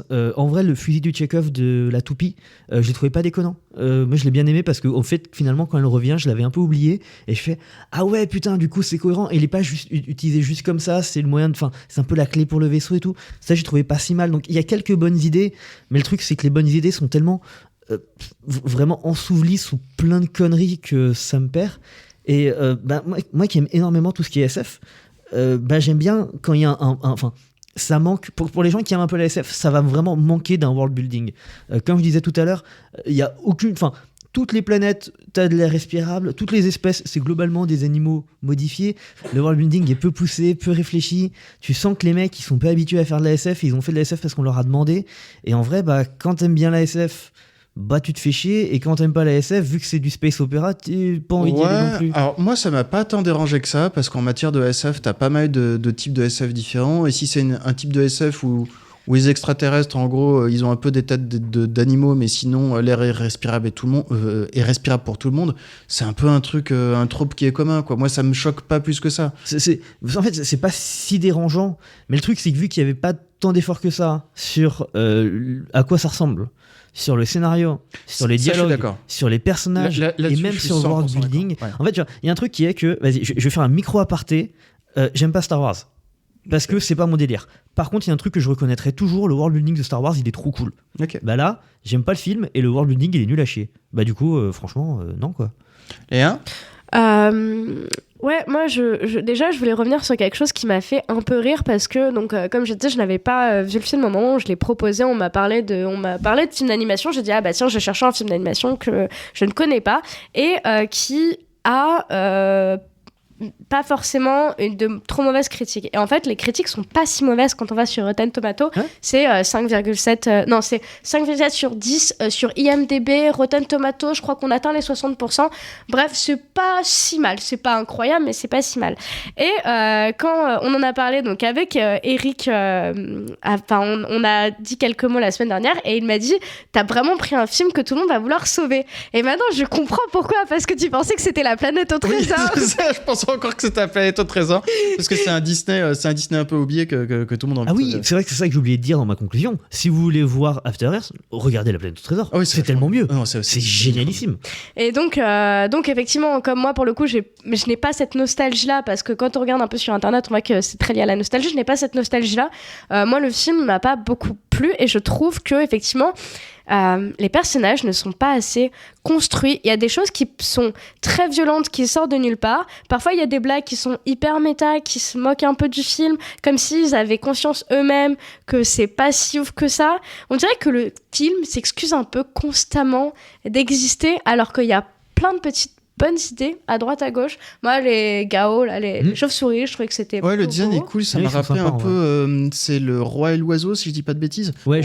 En matière de design, c'est un peu ça. Ouais, il y a ça. Après, il y a un truc, c'est que je trouve que les films de Don Bluth et Gary Goldman, ils deviennent des caricatures d'eux-mêmes. Vraiment, ce film, j'étais là, genre, j'ai l'impression de voir l'espèce de cantinière cafard du début, exactement les mêmes mimiques que la gardienne de l'orphelinat d'Anastasia. C'est très précis, je suis d'accord, mais c'est exact, c'est vraiment les mêmes têtes. Ça me choque pas. Et d'ailleurs, t'as des Disney où t'as des séquences d'animation entre la danse de Mowgli et la danse de je crois que c'est dans Robin des Bois, où ils reprennent en fait des cycles d'animation. Et Blanche-Neige. Ouais, mais c'est pas tant ça, c'est plus vraiment les mimiques qui, moi, me sortent un peu. En fait, il y a un truc très entre l'inexpressif et le trop expressif qui est très étrange à regarder. Même en dehors de ça, dans tous les Don Bluth, il y a vraiment des archétypes de personnages et t'en sors jamais. Ouais. Après, ça peut être son délire. Ça doit être sa destinée. Parce que la destinée chez Don Bluth, on n'en a pas trop parlé, mais il est mormon. Mais je sais même pas à quel point on peut considérer que c'est complètement un film c'est un film de sa part, parce que c'est pas son projet à la base, quoi. C'est vraiment un truc qu'il a rejoint. Ça devait être un film live. Il a accepté un scénario. Mais il a quand même réalisé le film. Ouais, mais en général, c'est pas les réalisateurs qui écrivent le scénario. Oui. Tu peux le prendre aussi pour toi. Ils peuvent quand même aussi pas mal adapter. Ouais. Moi, ce que j'ai trouvé, en fait, c'est que sur le papier, il y a tout, c'est-à-dire que c'est un récit initiatique super classique, mais qui a tout pour fonctionner. Le gamin qui a perdu son père, la destinée, le mentor qui finalement est un traître et tout, c'est des tropes qui sont classiques, mais si c'est bien fait, il y a absolument aucun problème. Et même, C'est là le problème. et même en matière d'extraterrestres et tout, moi je trouvais pas ça si déconnant que ça. Mais c'est vraiment la façon dont c'est fait, où à chaque fois ça se fait de façon très mécanique. Et entre autres, au-delà du fait que la 3D est moche, bah c'est de la 3D aussi qui est super froide et super inexpressive, quoi. Ouais, c'est vrai. Parce que Toy Story, quand tu regardes la 3D qui est sortie au tout début, la 3D aujourd'hui nous semble vraiment dégueulasse. Quand tu regardes vraiment la première version de Toy Story, c'est qui est sortie à l'époque. Ouais, on va pas en parler du chien, mais... Mais par contre, vraiment, ça fonctionnait déjà en matière de dynamique entre les personnages, en matière de doublage, en matière tout simplement de scénario et de connexion entre les scènes. Et ça, par contre, à chaque fois, tout est loupé à ce niveau-là.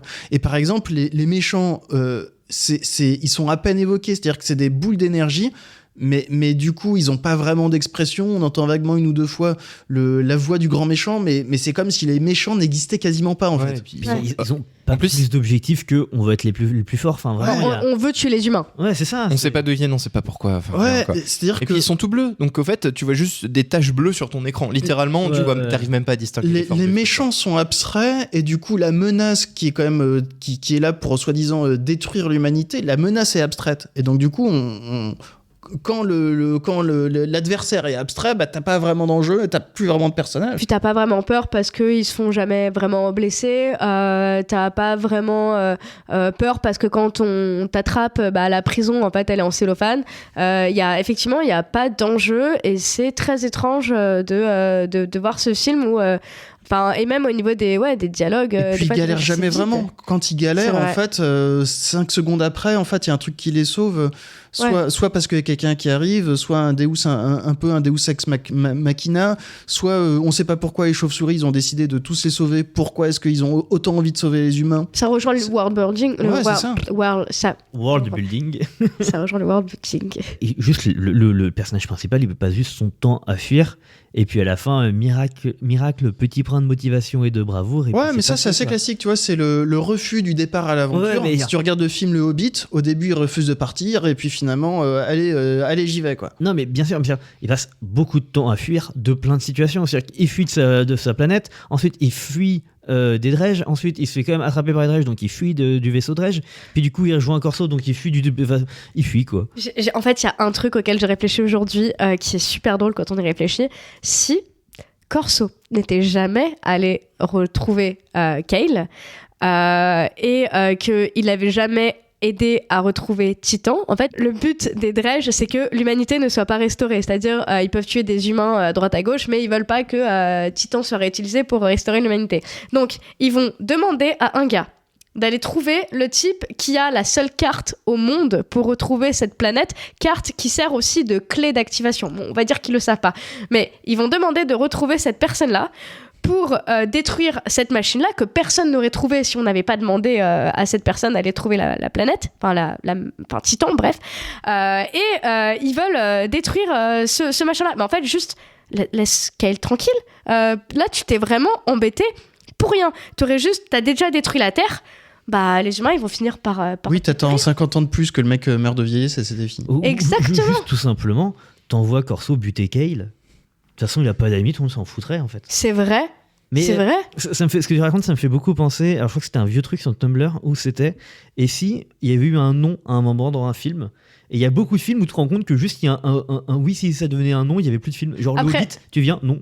Oui, c'est vrai. En vrai, après, il y aurait pas eu de film. Mais je veux dire, c'est, je crois, le paradoxe de Indiana Jones. Sur Indiana Oui. Jones, le film reste le même. Par là, c'est un peu genre. Et juste, pourquoi est-ce que les aigles, ils ont pas directement déposé l'anneau dans Ouais, les trucs? ouais. Bon, voilà. Alors, ça, c'est. Apparemment, il paraît qu'il y a une Non, mais ça, Mais c'est, je veux dire, c'est un gros plan, une grosse faille du plan dans le film des Dredge. Et c'est pour ça que je te. Ouais, mais c'est ça, c'est En vrai, vrai ferme que ta gueule, quoi. tous les plans Pas sont. toi, hein. Oui, Les Dredge. t'inquiète, je me doutais. C'est vrai que tous les plans sont. Enfin, Voilà. le plan de base et tout est vraiment genre. Quoi? Ouais. Ok les gens, il est temps de voter. Galien, est-ce que tu décides de sauver le film? Bah moi c'est juste que j'aime beaucoup les films de Don Bluth, genre vraiment beaucoup, et ça me fait toujours un petit peu mal au cœur de tomber sur ceux qui sont vraiment à chier. Ouais. Clairement je me suis un peu fait chier quoi, donc Non, coup de pelle. Bam. Grégoire? Alors, moi, j'ai fait la moitié du film en vitesse x 1,5. Je me suis quand même emmerdé, donc non. Léa? Bah malheureusement moi non plus, c'était un peu long quoi. Eh ben écoutez, moi non plus, donc ça veut dire que Titan AE, il méritait de se faire démolir. On lui fait un petit bisou d'adieu et on le termine à coup de pelle. Yay.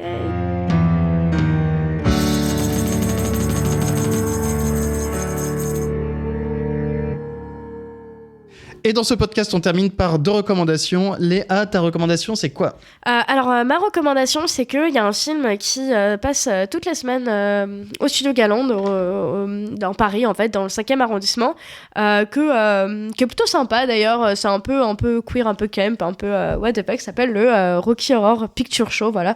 Si jamais vous avez du temps à passer dans Paris, bah moi je vous le conseille, je sais pas si vous connaissez, franchement c'est pas mal. Hein. J'irai regarder ça m'intéresse. Ok. Ça m'intéresse. Tout à fait, donc on précise, en fait on fait partie de la troupe des Time Slips, qui est donc une troupe d'animation du Rocky Horror Picture Show, et on anime le Rocky Horror Picture Show tous les samedis soirs, que Dieu fait, au Studio Galland, un petit cinéma du centre de Paris.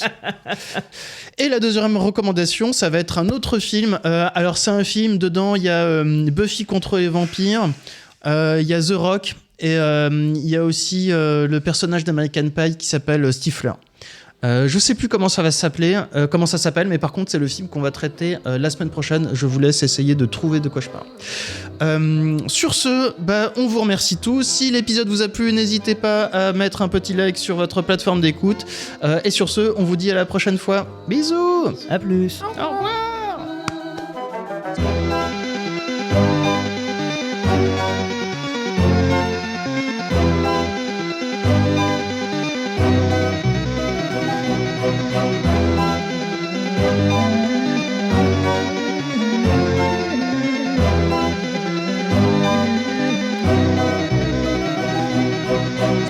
Alors pour le bonus, je suis parti d'une vanne qu'on a faite dans le podcast, à savoir que quand il est enfant, Kyle, il est trop chou, Kyle. Donc le bonus, ça va être le quiz fruits ou légumes. Oh putain, merde. Laure aurait dû être là. Ah ouais. Et, Laura le seum. et écoute, elle avait qu'à être là. Donc on va dire que c'est la team jaune et la team orange. Vous êtes tous les deux ensemble, Léa et JB. D'ailleurs, je n'ai pas précisé, mais J-Boîte nous a rejoint pour le quiz de fin. Bonjour, j'habite ici. Littéralement. Voilà, c'est la raison. Et dans la team jaune, il y a donc Grégoire et Galien. Et donc, je vais vous donner un exemple. C'est-à-dire qu'à chaque fois, il faut trouver soit un fruit, soit un légume. Et ensuite, faut trouver une personne. Je vais donner un exemple, ce sera plus simple. Donc, par exemple, c'est un légume rouge qu'on met dans le ketchup. Tomate. Ok. Tomate. Et il faut trouver un astronaute français très Tomate célèbre. pesquet. Voilà. Tomate pesquet. Ok. Et donc, il faut ok. bien dire tomate pesquet. Si vous dites Thomas Pesquet, le point va à l'autre équipe. Oh. J'ai pas compris, genre pesquet c'est censé être un fruit? Thomas Non. Pesquet. Et non, Tomate. Thomas Tu Pesquet. sais pas qui c'est Thomas Pesquet? Si, mais... Ok. Même qu'il Le jeu de mots, voyage c'est- J'allais dans demander à un changer de navette coéquipier. spatiale. Je sais pas quel fruit c'est, un Et, pesquet. et il faut bien prononcer le fruit. Ouais. Ok. Voilà. Oh. Même que tomate Ou pesquet, légumes. T'aurais même pu dire tomate pastèque. il voyage dans un navet spatial. Oh putain. C'est génial. Non, ça va être Je bon. suis extatique. Vous êtes prêts? Il y en a quelques-uns, j'y ai passé un peu de temps, j'ai des potes qui m'ont aidé. Ok. Oh merde. Alors, c'est un légume qu'on peut acheter soit rouge, soit vert, soit jaune. Et pour la personne qu'il faut trouver, il a présenté pendant très longtemps le JT de TF1. Patrick Poivron d'Arvor. Oui. Alors question, Oui, est-ce comment qu'on doit crier ce qu'on doit dire ou est-ce qu'on lève la main? Parce que du coup... J'ai. Parce que j'avais la main levée depuis Mais non, mais Ouais. avec Poivron, tu l'avais? Ouais, j'avais... Bah On n'a pas de en vrai, budget buzzer. Pas rouge, jaune. Alors, on va dire Non, que mais c'est t'avais quand juste Poivron. on va dire que c'est quand on Mais lève c'est- la main et on va dire Bah que non. le point pour celui-ci ne compte pas. Ok. Oh. Alors, ok. Non, mais par contre, faut pas lever la main au Faut moment dire du tout le nom. légume. Faut Ok, dire tout d'accord. le nom. Oui, bah oui, c'est Si D'accord. tu fais Poivron. Vous ne pouvez donner la réponse que quand je vous donne la parole. Ouais, Ok. c'est mieux. Alors, on trouve un gros fruit qu'on mange en été. Il est vert à l'extérieur et orange à l'intérieur. Et il faut trouver un acteur qui est mort en 2024. Il est connu pour avoir joué dans La Piscine, Le Guépard, Rocco et ses frères. C'était un acteur du même niveau que Belmondo. Attends, le fruit, il est orange à l'extérieur et vert à l'intérieur? Oui, mais oui. Moi j'ai clairement le fruit, mais... mais l'acteur, attends. Mais l'acteur... oh. Le samouraï. Oui. Alain Melon. Oui. Bien joué, ok. J'avais pas dû. J'étais là, genre, mais la pastèque, c'est rouge. Oui, ben non, Melon. Bah Oui, oui, je Alain Melon. comprenais pas. Putain, je suis fier de moi. Très bon. Ensuite, on recherche un gros légume violet et il faut trouver le chanteur du groupe Téléphone. Putain, j'en ai parlé hier. J'ai pas le nom du tout. J'ai pas le légume. Attends. J'ai le chanteur de téléphone. Moi mais j'ai pas le légume. Ouais, moi aussi j'ai le légume. C'est le légume violet, c'est l'emoji qu'on met pour mettre un zizi. Ah, c'est trop facile. Du coup, j'ai perdu. Attends, je téléphone. Que je confonde pas. Le chanteur de Chut, téléphone. arrêtez, attends. J'ai oublié son nom, putain. Sinon, je donne le prénom, mais là, ça va être. Bon, bah tant pis, vous l'avez pas. Jean-Louis. Aubergine, Jean-Louis Aubergine. Non, bah, vous l'avez Mais pas, non, vous avez mais pas le temps, attends, faut il y pas avait tout déconner. le monde avait aubergine. Bah oui, non, mais oui. Non, putain, mais.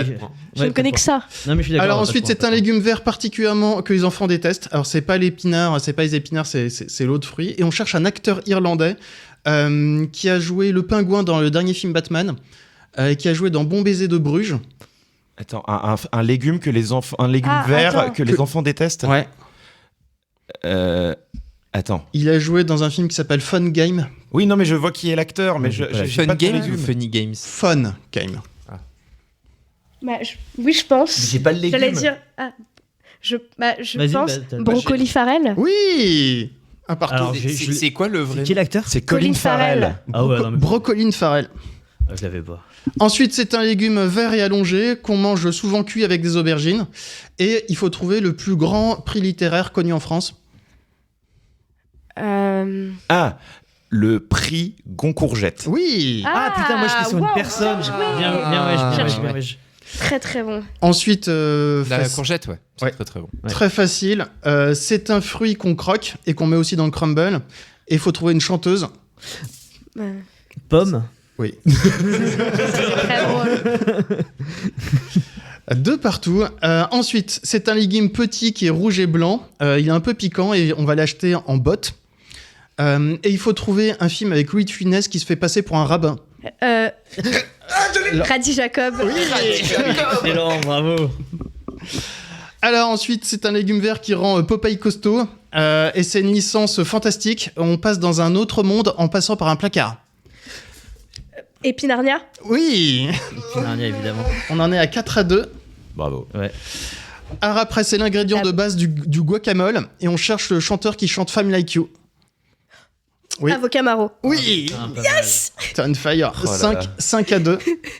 Celui-ci est plus dur, on va voir si vous êtes des vrais cinéphiles. Alors, c'est le légume qu'on utilise pour faire des frites. Et on cherche un réalisateur américain qui fait des films très contemplatifs, comme par exemple La Ligne Rouge, Tree of Life, Les Moissons du Ciel. Attends, et c'est un légume pour faire des frites. Attends, j'essaie parce que j'ai le réal, j'ai le légume, mais j'arrive pas à voir le jeu de mots. Ouais. Ou alors je confonds de réal. C'est pas. Tu peux donner d'autres films du réal, s'il te plaît? Il y a plusieurs synonymes à ce légume, hein, je pense. Bah, c'est Oui. ce que je cherche aussi, mais. Non. Ou alors je confonds de Tu réal. peux donner d'autres films du réal? Patate von Trier. Non, tu te trompes. C'est Ah pas lui. merde. Ah oui, non, c'est pas. C'était Pommes de Terrence Malick. Ah, Terrence Malick. Putain. Je sais pas pourquoi j'avais von Trier en tête. Je les confonds toujours. hein. Alors ensuite, c'est un gros fruit exotique qui est marron et très dur à l'extérieur, mais à l'intérieur, il a de la chair blanche et du lait. Et on cherche une créatrice de mode. Oui. Noix de coco Chanel. Oui. Ah, pas mal. Oui. On en est à 6-2. Oh, bah arrête de compter les points. Parce qu'il y a plus assez de questions. Pardon, pour qu'on désolé, remonte, hein. c'est des jeux de mots. Ah, c'est j'en ai vraiment, pas j'en mal me encore. nourris. Hein. Je crois qu'on a... Ouais, je suis bon, le problème c'est les personnalités que j'ai pas. Je crois qu'on est à peu près à la moitié, j'en ai trouvé pas mal. Enfin, on en a trouvé pas mal, on s'y est mis à plusieurs. Alors ensuite, c'est un légume, d'après la légende, les garçons naissent dans ce légume. Et sinon, on cherche un des plus gros youtubeurs français, c'est un pote d'Inoxtag. Michou. Alors, comme c'est pas complet... Michou-fleur. Non, trop tard. Ah. C'est Michoufleur. Ouais. Michoufleur. Il y avait- Pour moi, ils naissent dans des choux, pas spécifiquement Moi des aussi, choux-fleurs. les garçons Ouais, restent dans moi, des c'est choux, chou, mais. pas Ouais, Je en te vrai, laisse. je suis assez Non, d'accord. je suis Après, d'accord, je te moi, laisse. je- Je laisse. Ça marche. Non, mais il a. Pour Non, moi, non, c'est vrai, c'est vrai. Pour moi, il a Vous raison. voulez pas un petit point? Non, mais non, en vrai, il a raison. Si, on veut un petit point, mais là, Mais là, en l'occurrence, ça marche. pour moi, le point lui va parce qu'effectivement, chez moi aussi, ils naissent dans les choux et pas dans les choux-fleurs. Ok, donc on en est à 7-2. Ensuite, c'est un légume vert qu'on mange souvent en poêlée, mais pas forcément uniquement. Et on cherche un chanteur anglais pop-rock. Il a une trentaine d'années, il est très beau gosse. Il a souvent un... Harry Styles. Oui. Oh, je connais pas Il est- moi, je, ces mecs, les gars. je savais pas qu'il était britannique. Peut-être un de tous les noms. Ouais, bah pareil, il m'en manque la moitié. Tiens, vraiment. Ensuite, c'est un légume d'hiver qui est blanc et vert. On peut le manger soit cru et en salade, ou bien alors, par exemple, enroulé de jambon. Ouais. Et on cherche un acteur et un chanteur du XXe siècle qui a chanté, par exemple, À bicyclette, ou alors La chansonnette. C'est si bon. Il a aussi Oula. joué dans Le salaire de la peur de Clouseau, Ah non. Oh non. La folie des grandeurs. Dans la folie. Non, parce que l'acteur, j'ai pas le bon acteur et je l'aurai pas. Non, c'est pas Louis de Funès, Gaël. Ah, attends. Ouais. Bah moi j'ai le légume. Bah, je pense, mais je vois pas où est le jeu de mots en fait. Bourvandil. Non. Non, c'est pas bon. C'est pas bon. Non. Ah non, ouais, dans j'aurais La pu Belle le et faire. la Bête, le chandelier, il est inspiré de qui? Je connais. Bon, les gens, c'était Endive Montand. Ah, c'est Yves Montand à bicyclette. Mais oui. Je suis... Ouais, mais Autant moi d'anglais j'avais sur les Bourvil. Ouais, non, mais je sais pas pourquoi Ah bon, j'avais c'est pas grave. Bourvil. Je connais le nom mais j'avais oublié. Alors, c'est un légume vert et allongé qu'on mange souvent cuit T'aimes avec, beaucoup les légumes verts allongés. avec les aubergines. En fait, c'est le même légume que tout à l'heure. Ah, ok. Et sinon, quand on prend l'avion et qu'on souffre du décalage horaire, on souffre de...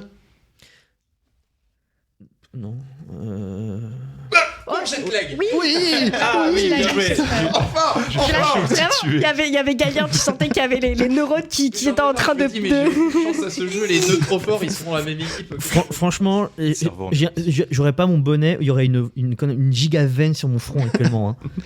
Ok, c'est un très gros fruit d'été. Il est vert à l'extérieur, à l'intérieur il est rouge et il a des pépins noirs. Et sinon, c'est une personnalité politique, il a un accent du Sud et il a été Premier ministre pendant le Covid. Jean Pastèque. Oui. Putain, mais oui. Très bon. Bon, celui-ci est assez facile, c'est un légume qui est vert et blanc, on le mange en soupe. Et sinon, on cherche un personnage d'Agatha Christie. C'est un détective belge. Je crois que c'était toi la première. Vas-y. Vous êtes... Oui, Merci vas-y. Poirot. Oui, voilà. Ensuite, petit fruit rouge. C'est un petit fruit rouge avec des noyaux et des queues. On les mange par exemple en clafoutis. Et sinon, on cherche c'est moins facile, une actrice américaine. Elle a joué dans La Revanche d'une blonde. Ou alors dans Walk the Line, c'est un biopic avec Johnny Cash, sur Johnny Cash. Elle a joué dans un film qui s'appelle Wild. Ah, est-ce que... Attends, si. Cerise Witherspoon. Oui. Witherspoon. Je pense que c'est beaucoup de films du début des années 2000 où nous on était trop jeunes pour qu'on pourrait Alors- avoir Oh, ça va, Alors, bah, merci la l'insulte. Alors La Revanche d'une blonde, il faut le voir, c'est un excellent Ah film. oui. Et Walk the Line aussi, c'est un excellent Mais film. je t'accorde, mais on est d'accord que ces films sont sortis en quelle année? Oh, c'était il y a 12 ans, je dirais, pour un Walk the Line. Ouais, et La Revanche d'une blonde, c'est bien début 2000. Ouais, pour ça le c'est coup, début 2000. ouais. Pas trop Mais de Wild, génération. c'était il y a moins de 10 ans, par exemple. C'est Legally Blonde.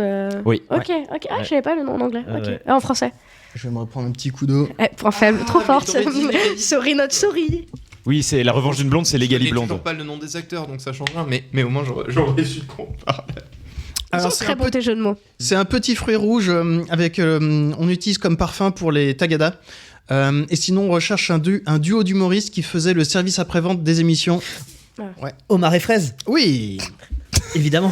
4 à 8. C'est très drôle parce que ça fait vraiment genre un crustacé, un fruit Oui. quoi. Non mais c'est ça, ça doit pas être très bon. Je crois qu'ils avaient fait une affiche où ils avaient un homard et une fraise à l'époque, Ok. sur un de leurs spectacles. il me Très semble. Ils sont drôle. trop forts, ils sont très très Sinon, on forts. cherche un fruit exotique qui est connu. C'est un fruit qui tient à peu près dans la paume de la main. Il est marron à l'extérieur et poilu. Et à l'intérieur, il est vert. Et on cherche la plus grande encyclopédie en ligne. Wikipédia. C'était Kiwipédia. Bah, Waouh, ça marche. Ouais, mais ça marche. Wikipédia. Ça marche. En vrai, Wikipédia, c'est kiwi en verlan. C'est vrai. Donc ça fait 4 à 9. C'est un légume qui est très rouge et très salissant, qu'on mange généralement en salade. Et on cherche une ancienne première ministre de Macron qui a fait beaucoup de 49.3. j'ai oublié son nom, putain. Comment elle s'appelle? Elisabeth Rathborn. Oui, Oh, c'est betterave. C'était la Mais c'est betterave. pas- J'avais la Violet, la betterave, mais j'ai eu un. betterave. Mais comment ça se fait que j'ai Pour oublié? moi, c'est violet la betterave. Ça en Rouge. ah, ça dépend. Ouais. Ah, t'avais betterave. Ouais, pour moi, je pense plutôt betterave rouge, mais ouais. Ok. En général, elle est nommée betterave rouge. Ok. Ok, on cherche un fruit exotique qui est jaune à l'intérieur et qui est très sucré. On l'utilise dans les pina coladas. Il y a certaines personnes qui les mettent sur les pizzas haïtiennes. Et sinon, on cherche une actrice américaine qui a joué dans Le Diable s'habille en Prada, dans Interstellar. Ananas Hathaway. Oui. Non mais. J'étais vraiment sur banane à la base, j'étais là genre, on met ça sur des pizzas. Bah, remarque, Banana the Way, ça aurait marché Je aussi. crois qu'on en est à 4 à 10, si je 4 à me 10. plante pas, et je crois qu'il nous en reste à peu près 4-5, on a Ah progressé. waouh, t'en as trouvé pas mal, hein. Ouais. Ensuite, c'est l'ingrédient principal qu'on met dans le houmous, et c'est un acteur franco-tunisien qui a réalisé La vie d'Adèle, La graine et le mulet. C'est que chiche, mais c'est pois chiche, j'ai oublié son prénom. Je te le donne quand même, Abdelatif. Abdelatif chiche. pois chiche. Bon, à la fin, j'en avais plus rien à foutre, je vous préviens. Je crois qu'il en reste 4 ou 5. Bon, c'est un fruit orange. Avec ça. Et c'est un acteur à un moment. Il y en a beaucoup. Hein. Ouais, et on cherche l'équivalent américain des biomanes. Des quoi? Des biomanes. Oh, C'est Power quoi Rangers. Mais oui. Ouais. Ensuite, c'est la laitue. Et c'est C'est carrément la laitue en fait. c'est l'acteur qui a joué dans Morbus. Quoi? Dans Morbus. Bah, c'est Jared Letu. Bah oui, voilà, forcément. C'est si drôle. Donc on en est à Je suis 17 giga 4. heureuse. Ça me rend vraiment super heureuse tout ça. Bah, moi aussi, mais j'ai pas les rêves donc j'ai juste le seum. Bon, c'est le type de laitue qui a tué, qui a coulé le Titanic. Iceberg. C'est un jeune sorcier anglais qu'on fait à la rémoulade. Hein? à la, Quoi? Répète. à la quoi? À la rémoulade. C'est Harry Potter. Je crois que c'était. Vas-y, je crois que C'est c'était- Harry Potter. Oui, voilà. Et enfin, le dernier, c'est un fruit jaune qui est avec son pote Robin et tous les deux, ils veillent sur Gotham City. Nananananananananana. Banana Man. Oui. Banana Man. J'avais Citron et Robin. Ça marchait aussi, ça marchait aussi. Mais c'est que si t'avais pas dit Batman tout à l'heure, j'étais toujours sur Ananas. Moi, Banane tout à Et l'heure. bah j'aurais sur toujours ce, été les gens, c'est validé. Au revoir, bisous à tous. C'est parvenu. C'était une joie de Et voilà, de c'est t'avoir. fini. avec toi. Ah, trop de références que j'avais pas là, vraiment. Mais nous, on Je suis peut rien crevé. faire. Bah non. Face à eux deux, là. Bah tiens, moi je connais aucun. Surtout Léa. hein, Surtout, Ouais, Léa, mais moi tu je vois, connais c'est vrai. aucun nom d'acteur, surtout parce que je m'en Mais branle. pareil, moi, les noms, Bah oui, c'est Mais Jean-Louis Aubert, mais il y a des noms, j'ai trop le seum de pas les avoir. J'avais quoi. Bertignac en tête et j'étais en train de chercher. J'étais en mode putain, mais ça marche pas. C'est guitariste. Oui, c'est